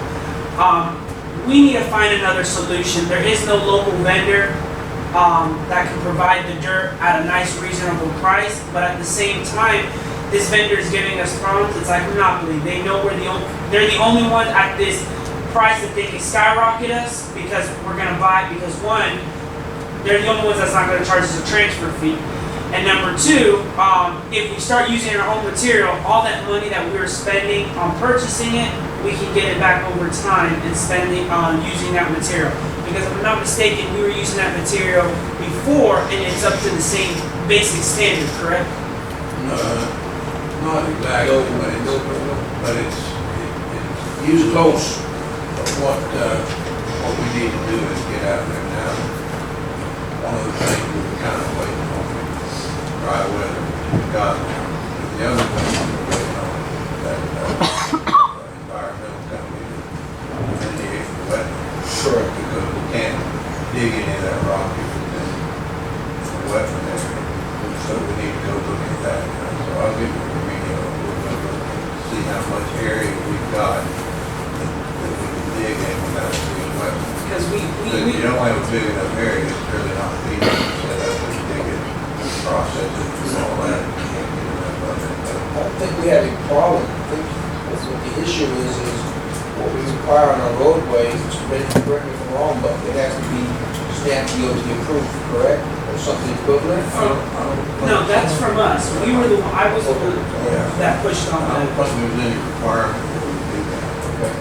Okay. The board, 4 years back or so, required to be a DOT. When I got on the board, I pushed. That's when we came on board and we started doing the DOT test every year or every Sure. year and a half or so. Sure. And that's what Yeah, we and do. So we need some type of road-based thing. This other, if it meets the standard for what they call bankrupt shell, which I think it will, we have to test on it. But bankrupt shell is a DOT approved material, but typically, like if you use 8 inches of DOT lime rock, 6 inches of DOT lime rock for base, Yes, sir. you'd have to use like 8 inches of bankrupt shell. So would you, So it's acceptable, but it's just, you'd have to use a more. understood, what about the other rock pits in our area? For instance, there's a rock pit off 82, there's a rock pit on 80, No, DA Rose. that's what I was gonna bring up to your attention. San Carmenio is We call everybody around, most of them doesn't do the DOT. Basically, What do they have? they have regular sun, they have the boulders, and stuff like that, but none of them has like DOT or even bankroll, like commercial bank. Sure. And I spoke with a couple of them person, their companies, and they said if you're buying DOT dirt at that price, it's a steal, but make sure it's the real thing.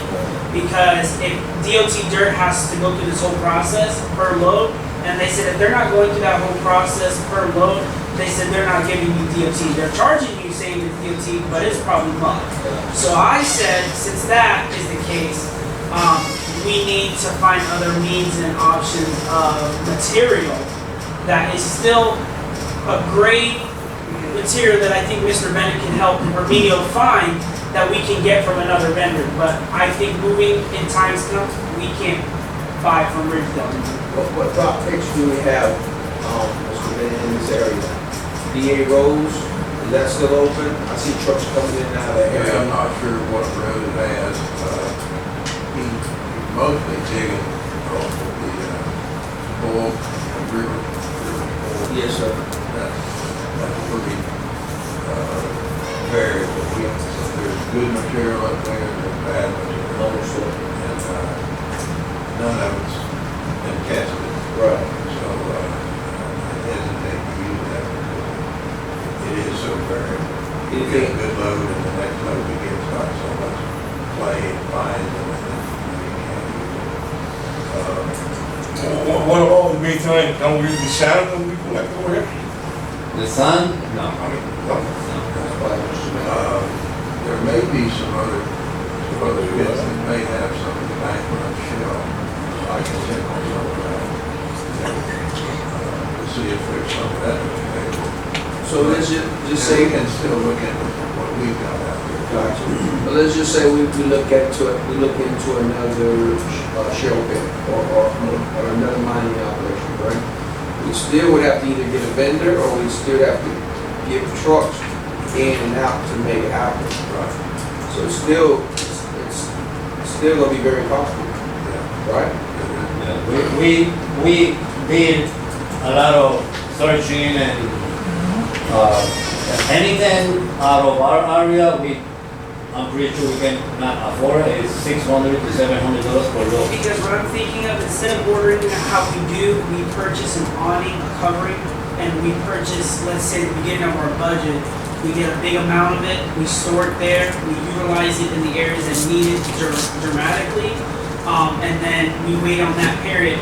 Because I contacted a couple other people, that's what they're doing now, they're ordering it not by dump truck load, they order the semi-truck base, they order like 4 or 5 of them, just 4 or 5 per they call them segments, yearly segments, and they utilize that throughout the year because the material is not coming locally, the material is coming miles and miles away. It's cheaper for them because they're just paying for, they pay the base for the load, and then they just pay the driver, private driver to pick up their transport and drop it there. And that's something that I wanted to bring to the board to see if he can look into it with Mr. Bennett to see if we can go about that, of doing that. Because one, we're not buying it per load, per road. We'll have the material stored here.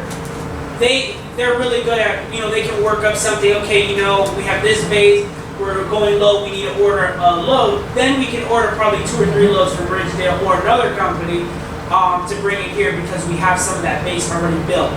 Because the process we're going now and ordering it the way we are, as well as working with this vendor, it's not working. That vendor, that vendor has a monopoly hold on us, and I don't like that. Because it comes to the aspect where they know we can't spend the money, let's say across the street, but then they're gonna toy with us. They're gonna say, oh well, we're gonna give you whatever we have, and we're gonna tell you what it is. And then it's not good enough, but we spend our money. That's the kind of thing we're looking at. So I think we need to look into other means and options. Mr. Burns, let me ask you something. Before, a few years back, we used to use the dirt that we're taking out from here and use it in the roads, right? Years ago, several years back, they did use some material out of this pit out here. I don't know how long they used it, or how much, because the pit's not very big, so they didn't use a tremendous amount of it. That's what I believe. Yeah, but, so we're looking to maybe expand that. Now, at this time, that we're using no material to put in our roads, I believe it would be a good idea if we use that material we take out from there and use it in the roads. At least it's something that we're using. No, but we're not, okay, are we talking about the material that we're selling? Is that the material you're talking about? No, I'm talking the material that we used to use before in the roads. On the pit? I don't know which one is it. That's why I asked you to put. Well, it's 2 things. We've used the material from Ridgeville for a long time, and it was DOT approved. We used to check it every year. We take a sample out of our stockpile here, and I'd take it to a laboratory, and it was DOT approved every time we So checked it. we gotta use that one now. Yeah. And, but then we also had a pit that the Central County had out in the reservoir, and they used some out of there, but I don't know how much of that they used, because the pit's not very large. But that's what we were talking about, looking into, maybe expanding that and using it, digging it with our own forces. I think we should do that this time, And we do have a permit for that pit, right? Yeah, we had permission from. So we should make a motion to do that, at least we are covering the holes that we have in the roads at this time. Yeah, but we need to find out first if it's their steel base and how big it is. Yeah.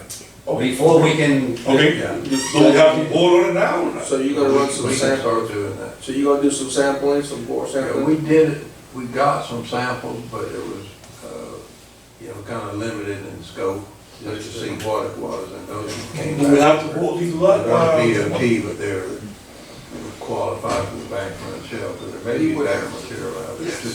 Also, remember, Mr. Bennett, if you would, just look around to our other local pits and see what type of material they have, see if they have something. Yes, sir. And maybe tomorrow says that we have to vote into that in order to approve it. I think the most important thing, and maybe he'll speak on it, is if if it's in a wetland or not. That's first and foremost. Because some of the practices that they did years ago might have not been. So we have that map that the consultant prepares. Do you need more detail? I make the same I mistake. don't know, and I can get with, Fair Cause and get a copy of that map, and, we can take it out there with us when we go. But, and in general, we pretty much kind of know what wetlands look like too, so, but, if it's not a substantial size area that we can. What is substantial size? I would say it needs to be 20 acres or so to really make sense to get in there and develop it as a pit, So let's vote into Mr. that. Chairman, I thought, so you did geotech work, right? Like I thought you went into some areas. in the I don't think we actually know how much material Yeah. that we can actually use. Like for instance, if it is 40,000 square yards of material, I don't think we have How do you, that. do you do like a perimeter? Like So what we did was we just dug some potholes with the excavator. And we were gonna do the geotech work once we determined how much area we had to work with that was outside the wetland. And go ahead and then do drilling to determine the extent of it, and then we would get some samples and do some testing on it. So let's go on. So we're a ways away from being able to use it or determine what we've got, but the samples we originally took were just rough samples that Emilio's crew got out there and dug some of it just to see if it was feasible at all. And it looked like it's got possibilities, but now we need to know how big the area is, and then by getting some boreholes done in there, we can determine the extent of the rock, how thick the layer of it is, how much dirt's on top of it that you have to dig off first. So why don't you do that, and then when you guys come back and says, yes, it looks promising, then we can vote on, so yep, go forward. Okay. So that would be Yeah. good, like Mr. Santana said, it'd be good if we could use Let's that move field, on that that, would be great. see how much Let's that vote material is, it. yeah. Let's approve it. I don't think he has to approve, he needs to do the boring. He's not we don't- ready yet. He's Oh, not ready. oh, okay, okay. So you investigate on that if he's good, Okay. Yeah. We'll move forward with that. Okay. And we started that, and then, it was so wet we couldn't get in there, and then. It's definitely dry. Then we had the wetland issues, so we just kind of put it on hold. We'll move forward with it again. Let's just keep in mind also in regards to that, that if we do go through that and it's approved and everything, it also comes with the, approval of buying a crusher, used or new, a loader. We do what we have to do. I know, I'm Yeah, just, I agree with you. I'm just. Wait. Let me ask this question. If we buy our own crusher, we can buy the material, the DOT material and crush it ourselves. When you have a crusher, you can have people hauling rock, and then you crush it. I won't mix it, I won't mix it. Yeah, I'm not sure you're gonna wind up getting it any cheaper than Right. that. The cost of the rock material depends on how much it's handled. It's not only just the hauling cost, but every time you handle that material, there's a cost. And the cheapest way is if you dig it, Yourself. put it right in the crusher, Correct. go right to a truck. If you're digging it, hauling it, then going to a crusher, you start adding more in. With that going, anything else, Mr. Reno? That's all you have? No, sir. Any other questions? Unless anybody has any more questions. Just an update about the dumping of the tires. I did get confirmation from someone at the sheriff's office that they did catch one of the gentlemen, that was dumping the tires inside of the, canals here, and they find their business. Their business is actually suffering really bad because that's how they distribute and got rid of the tires. The sheriff did say that they are gonna look into it because there's more tire shops and more companies that are actually coming out here to Montour to dump.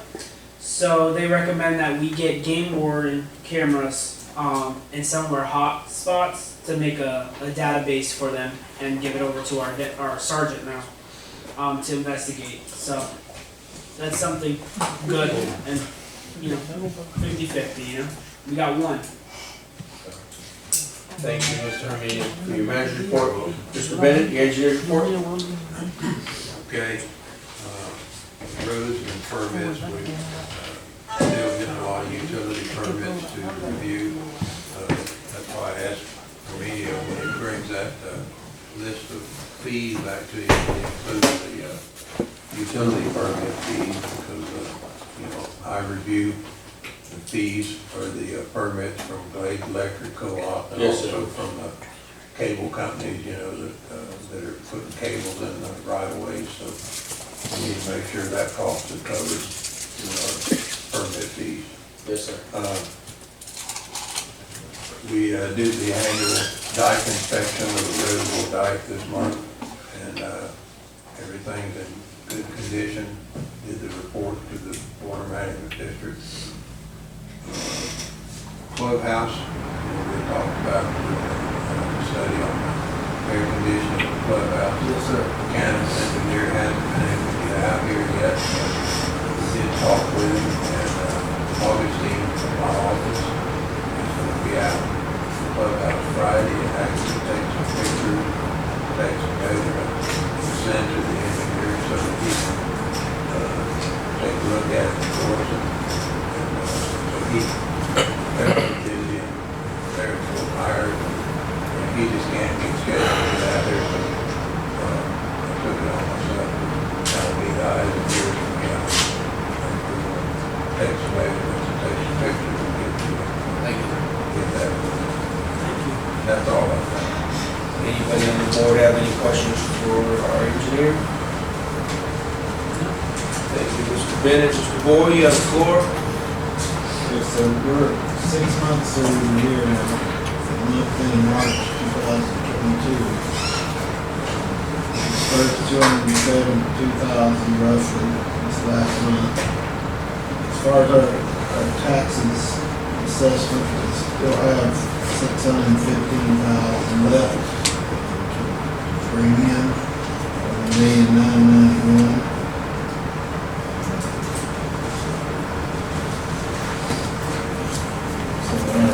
Our collections in March, $217,252. Basically all current. Current year collections are greater than the prior year, about $370,000. A big part of that was the tax increase that was in effect, $239,000 difference there. Delinquent taxes are roughly the same, $3,000 less. As Rena was saying, as far as our budget so far for 6 months, take the total budget and prorate it by half, which is a rough what we do each month. But we're about $318,000 over budget. $106,000 of that is that equipment we bought. So that's got a long-term benefit to it. But still, What's our percentage? we're about 19% over budget. So we're at 69, give or take? Right. So, yeah, well, 71%. You talking about how far along? Yes, sir. Because most budgets start in October. Right. So Yeah, we're halfway through the budget, which means if it was. we should be roughly at 50 if Right. certain things paid out correctly. So we're about $218,000 over the prorated budget. Understood. As he was saying, we spent a lot of money on dirt. We spent a lot of money on overtime doing extra work. So basically, we are pushing expenses. Yes, sir.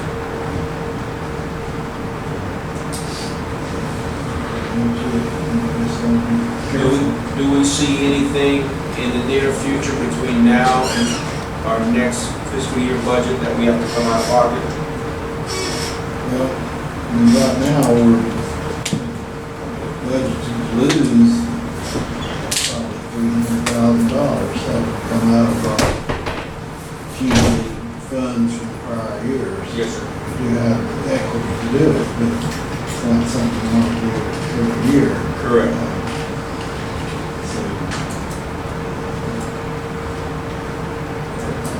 So Mr. Santiago came by, you purchasing more equipment?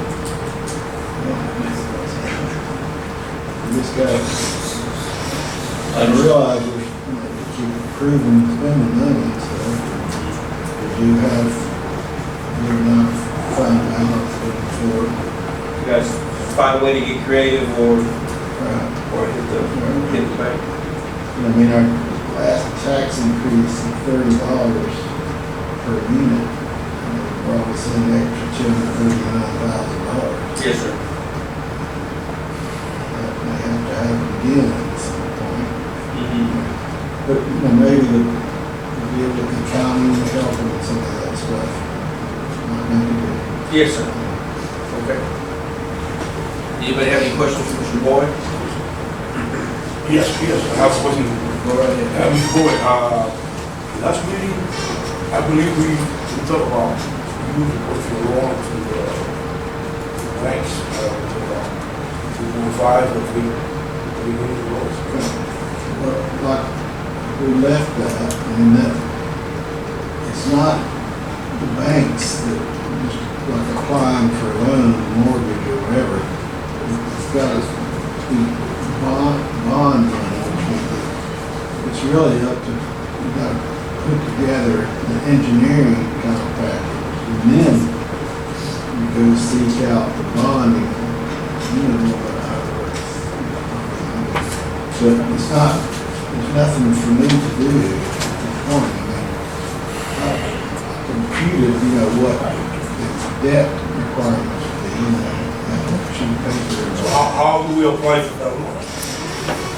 Well, you get it, you come up with an engineer package. See, the banks don't, in this type of situation, it's not just like, you know, I've got $1 million piece of property and I want to borrow 80% of that. They don't get an attachment to our land or anything. It's all done through attachment of tax revenue. So you create a bond where, you know, it would take a certain amount of like our other bonds that we have. So who have to do it? Well, it's, So I think what he's saying is, for example, I think the biggest, we have a bond for the Right. reservoir. right, So he's saying that when we apply for the debt, the public bond, we have to tell them they want to know what we're going to spend it on. Is it so if you have a house, the bank gives you money because they're going to put a note on your property, the value of the property. When you get a bond, the bank just to say, here's money, they want to know, what are you going to spend it? So I think what you're saying is that we have to come up with projects that we're going to spend on, the bank is going to want to know. And then they're going to want to know how much of our revenue we can set aside to make the debt payments. like we get like $23.65 out of our $250 goes to debt service on our other bonds. So that's like 10% of our gross revenues goes to the debt service right, for that bond. bond for the when they constructed the dike. It started off like about $2.5 million or something like that. So if we want to apply, how do we do it? We need to come up with projects that we want to fund. So for example, if we want to borrow $3 million, then we come up with projects that cost $3 million, one project, two projects, whatever. On the roads. Money in When paper. you get the engineering side of it done, it's, you're not going to like a bond broker or bond consultant that can sell that, you know, bond, you know, get somebody. You know, and one of the problems is that, you know, they used to do $100 million bonds. We're talking about a $3 million bond. Last time we did it through a local bank, I wasn't around then, but we did it with what's now, was Cedar State. The savings there, it's not called Southbank. South. So we did it locally, but we still have to go through the whole bonding requirements. So my question is, why we don't do it? Why we don't? It's starting to be, Could we have, I mean, because we need bank, but could we have somebody come talk to us about the requirements requirements, what their requirements would be. Apply for a bond. I'm sure there are people, there are people that do that. Through your governmental contracts, find somebody like that. I don't know. We should go ahead and apply for the, I meant the for the loan. Most, the Morgan Stanleys of the world aren't gonna do $200. They start maybe at 25 and then go from there. Even that's small for them. So You're talking about that's 25 million dollars? million. Right? That's We need the money. that's We shall apply for it. That's above our budget. John, if you don't mind, rate, set aside $150 tax. And you gotta pay it, you gotta have a tax to pay that. So my question is, can we apply for a loan of 3 million? So I think the only option we have realistically is to go to the local bank because I don't think any of the Well, let's go through a local bank. guys. I mean, we can talk to them and just say, the first bank's only don't let, it's actually local. Well, let's go to the first bank. We can ask them what they're interested in, what their requirements are. Let's do it, because we need the money. I'm just saying that can start the process, but, I have to. Okay. Do a So lot of let's start the stuff. process. Do we have to vote in order to start the process? I don't think we should require that. Okay, let's start it so we can, Yeah. because we need the money. I don't mind reaching out to somebody at all the banks. The first bank is. We can start with that. Okay, sounds good. See if you can present something to us next board meeting. We can have the money. Yes. About Seacoast and Center. Whatever give us the best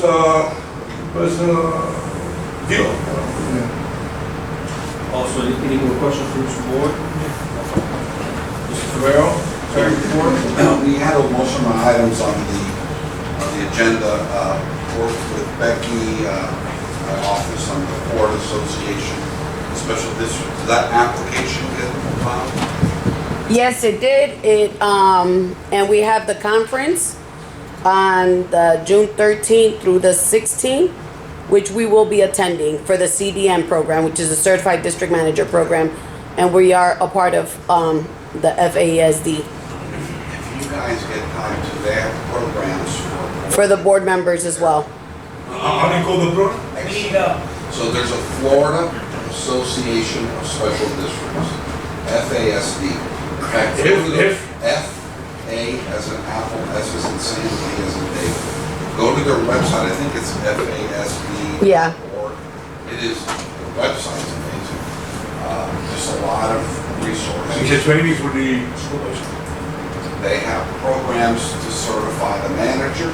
They have programs for supervisors that tell you about everything from the sunshine law and public records to public finance, finance projects.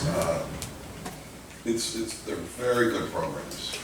That's basically on They the. have an annual conference. I think it's in Orlando. I haven't been. This year it's in Orlando. Yeah, I Yes. think it's every year. It's in Orlando. It's the Rosen Plaza. Any Where is number that we can call? And, The Ritz.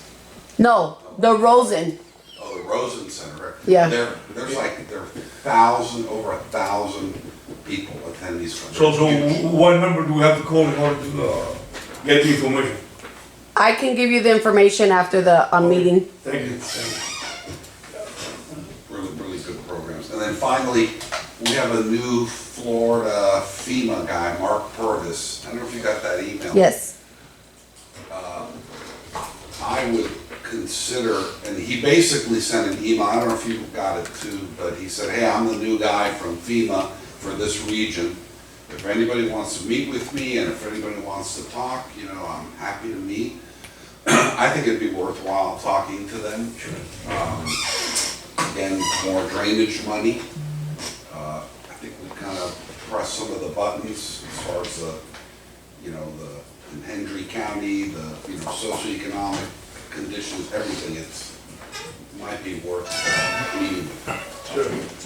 Yeah, no. We can go to mail, any training over there. Yeah, a lot. Did we get any updates with, software water management meeting with our consultant? Yeah, so, no, I tried to reach, just like engineers today, all consultants, surveyors, and engineers are up to here with work. It is very difficult. Everybody is at 110%.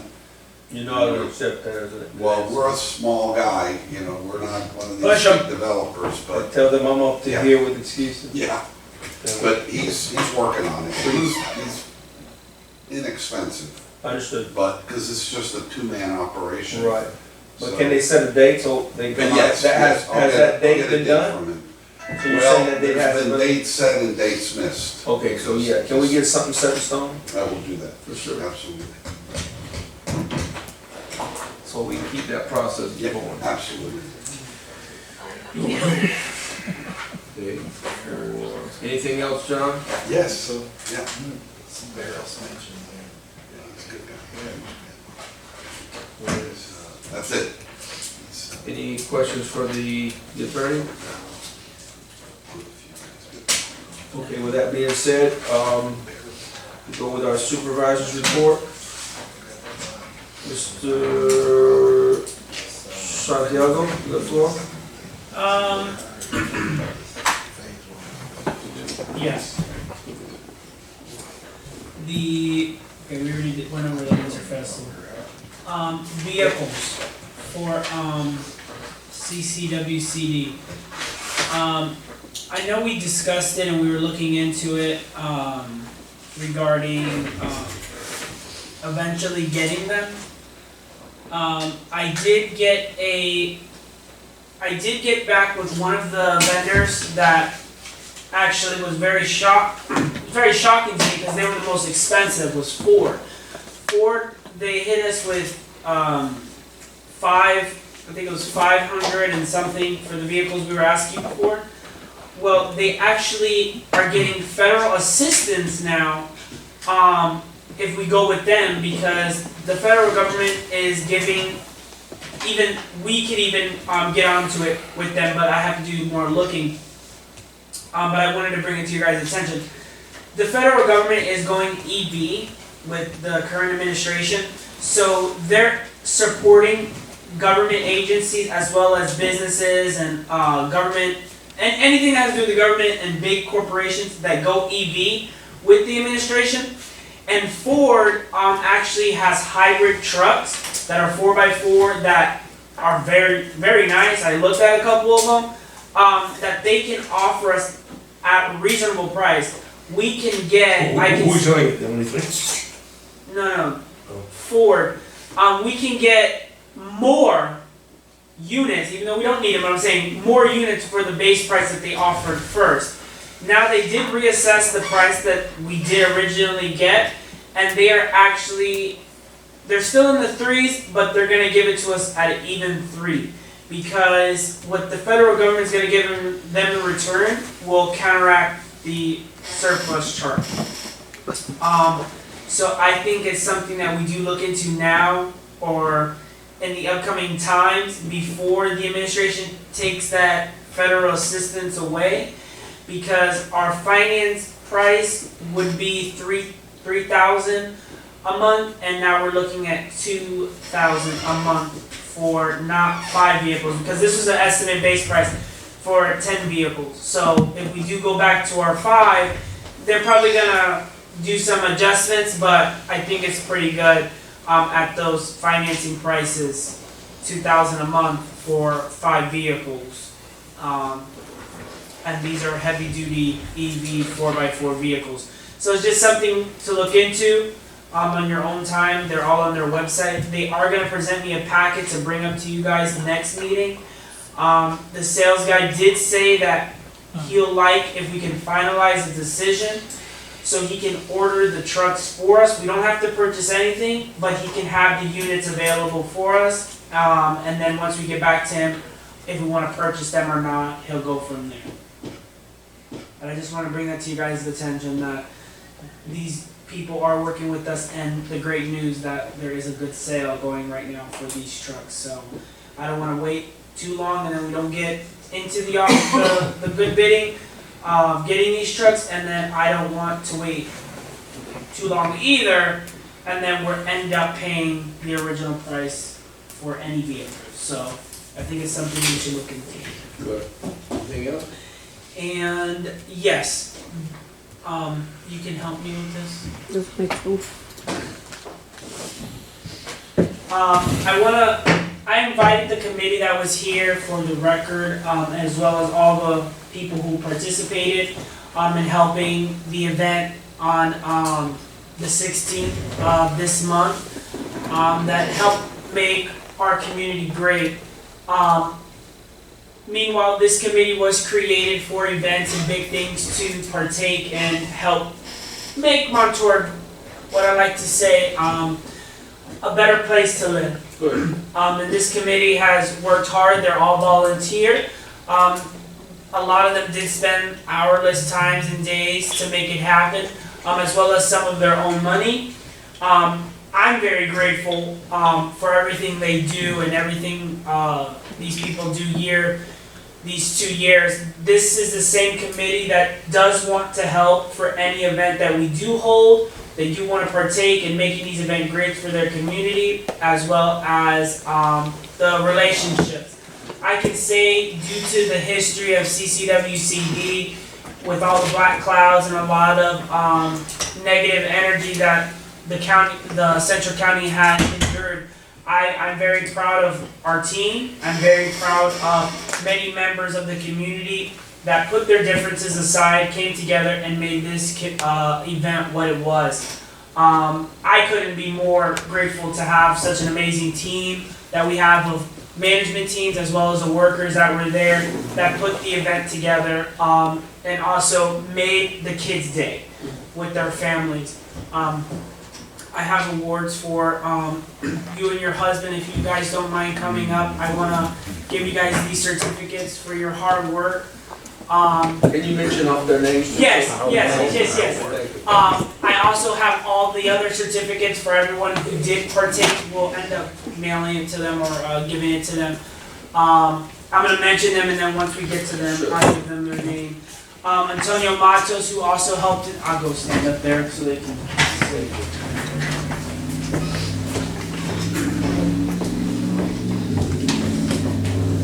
Put them in the paper, Becky. No, you're fine. Oh, it's okay. Don't stand by them if you would. Go Sorry. ahead, go ahead. Sit in front of you.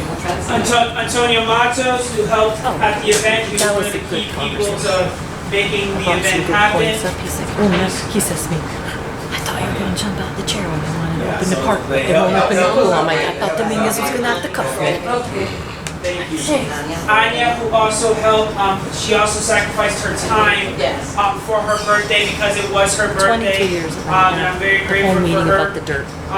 Howard, thank you for everything I can tell him how to you did fix it, but no, I'm going to go get it. and helping making that event a successful event.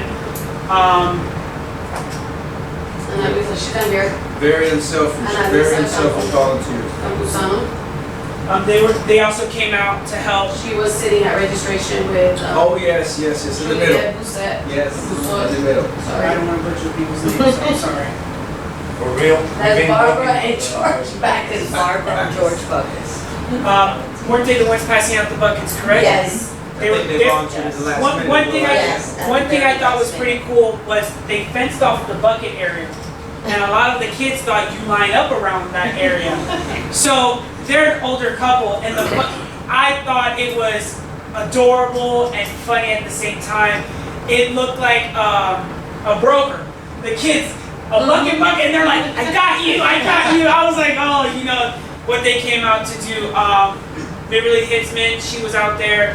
She came out earlier. I think, did they prepare the the salad, Potato the salad. potato salad. It's been small. That's awesome. I did see you there. Yes, yes, good. Christopher Self, he was also there. He donated drinks. He also partaked in his time. Good. He gave drinks, ice, and also gift cards. What were, how, 20 gift cards of $10 each as prizes for the kids. Ice. Christopher Vasquez was also there. That was the DJ, if I'm not mistaken. Francis' son. No, Francis' son. I'm sorry. What's your name? Claudia was also there. She helped out. It was The ice machine. by the ice machine with the ices. That was a mess, but the kids, They loved it. the kids were back and back. So I was like, that's all that matters. Deandra Vasquez was also there helping and partake and giving out and making the kids a successful day. As you can see, there's quite a few that volunteers. That's Yes, awesome. there's like a high school graduation. Aaron Hisman as well was there and giving out, and then Erin she was a part of everything, but she had to work, but she did show up early before everybody else. I remember seeing her there as well. Yes. Fernando Martinez was there as well. DJ, yes, that's a DJ. Playing the music. We had a little funny scare, but it was good. Francis Vasquez was also there helping out and partaking in making this event successful. She was the photographer. Photographer. Francis, okay, yes, good. Mm-hmm. Good deal.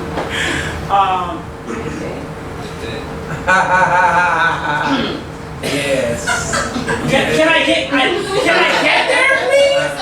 Can I get there, please? You looked at it like you didn't know what it was. That's not what I was gonna say. That's right. Mate, she did more than I can say imaginable. I've seen her flying everywhere. And there was a little incident, but she buckled down and she told them, hey, this ain't what we're here for. We're here for the kids. That's right. And I'm very grateful for her because there was a lot of messaging and a lot of sleepless nights that she had, but she was also one of our big dogs that made it happen. Yes. So It's a thank team you. effort. Thank you so much. Thank you. Manuel Torres was also there, Good. helping out with Manuela Torres was helping out with what exactly? I know they were That's there. Antonio's mom. That's the cup. I'm sorry, guys. I know them all by different names. Sorry. These are their real official names. Marcy South was also there with her husband, helping out, pass out drinks and stuff like that. Help him out. Mabel Delgado. She was one of our staff's wife that helped with the shortcakes and the pudding, helping with the food. Good. Anywhere we needed her, she volunteered. She volunteered. Good. Thank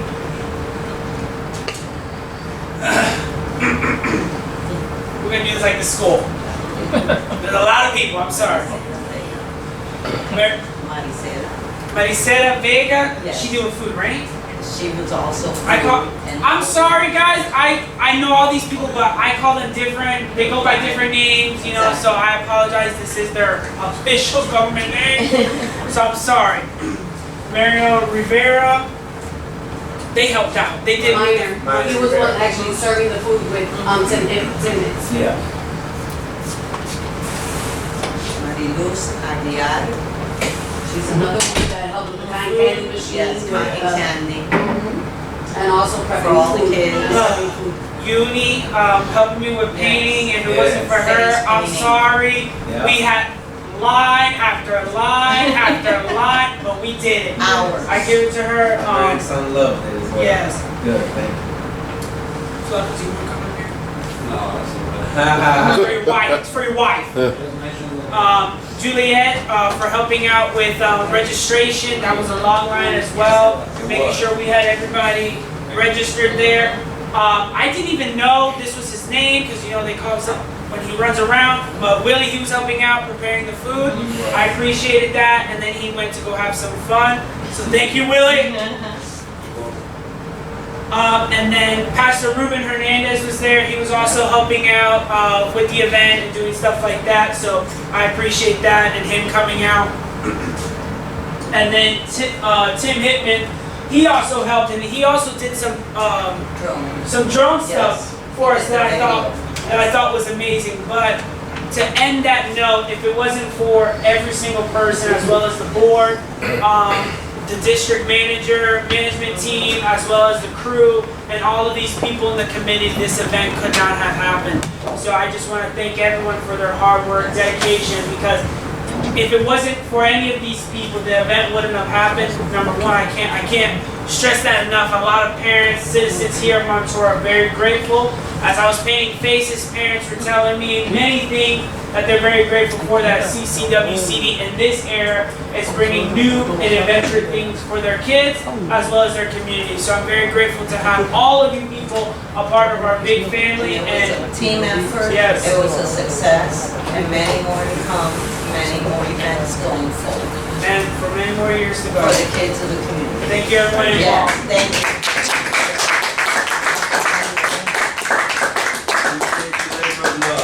End of graduation. We'll give you a C on that one. Yeah. That's all right. Anything else on the report, brother? You got more than enough words in, right? Yeah, I think I'll save it for next meeting. Supervisor Santana, you have a few things? No, sir, I only have one thing. Talk to us, talk to us. I wanted to see if we can get creative and put some lights on the children bus stops. I have a lot of people talking to me about residents about it's really dark out there. Every year. 5 o'clock in the morning. Family after there, the bus stops and it's really dark. Let him finish now. Let him And I believe maybe it would be a good idea when the engineer help me out. Maybe we can put some solar lights in those places. Going in there, I see a lot in private property. I see a lot of solar lights. And they put a big pole out there. They put 1 or 2 solar lights. It will help. It will show the bus stops have some light, so they know where they're walking and where they're stepping out, And that's my Please electric won't put in my bar chart that. my issue. I raised all my kids standing in the dark at 5 a.m. We can do that. You have anything else, bro? Mr. Bennett? Talking about solar street lights, or just, Any time that you think that we can put up there, I can look into some of those. Gotta be careful with solar lights, there's a lot of junk out there. There are some good, who's up one? I've got a electrical supply dealer in Bell that I talked to quite a bit, and he's pretty good on which are good solar lights, and which are not so good. I can try to get some information. Maybe we get a good price on it. The one thing I was going to say was, I spoke with Blaze Electric, who they're our electric company out here. I proposed something to them for bus lights, how you said, to see if they can, because they're a 501c nonprofit, so they can do it to us as a donation. The only downside is, when I got with the school superintendent, the bus stops usually change depending on the amount of kids in a certain area. So every year, they may not have the same bus stop routes or drop-offs or pickups. So you may say, at this street this year, we're gonna put $150 out of light, and then the next year, that light may not be usable anymore because now it's down the street. We change the pole. No, so I spoke with Glades Electric about it. Glades Electric said the most cost-efficient thing that they can recommend is we find a means of a light that we want to put, a permanent light, and we bring it up amongst their board. We start in phases every year. You know, we ask if they can put up a couple lights here and there. But eventually we're gonna have to pay for those lights, the service. So what they recommend is if we do solar, it needs to be a light that's gonna stay there for years to come, and over time, we're just leaving them there. We're not putting them in Right, certain and that's right. locations. And I said that, you know, that's a great idea, but like how Mr. Bennett said, it's really tricky. Because they're the light company and they said that you can get a good light, a good solar panel light for really cheap, and then the next year it's skyrocketed in price and now you can't find something reasonable. So they said it's a really roller coaster thing to do, but it's a great idea. If we can talk to the people that you know in the bell, we can read that.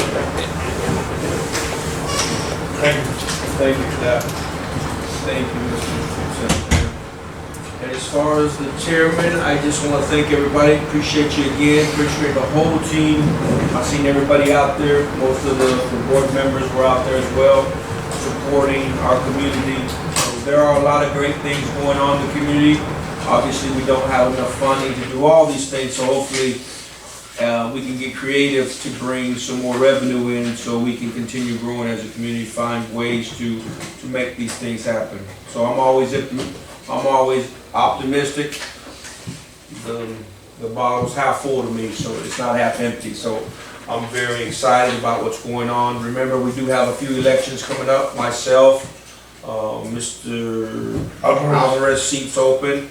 And then the other seat that was over here is open as well. So that's October, November. So there's a lot of good seats available. There's a lot of things that can happen in this community to make us continue to grow and go in the right direction. That's all I have. Thank you for your patience. Thank you for sticking with us. And that's all I have. Can I get a motion to adjourn the meeting? Aye. Second motion. Second. Meeting adjourned.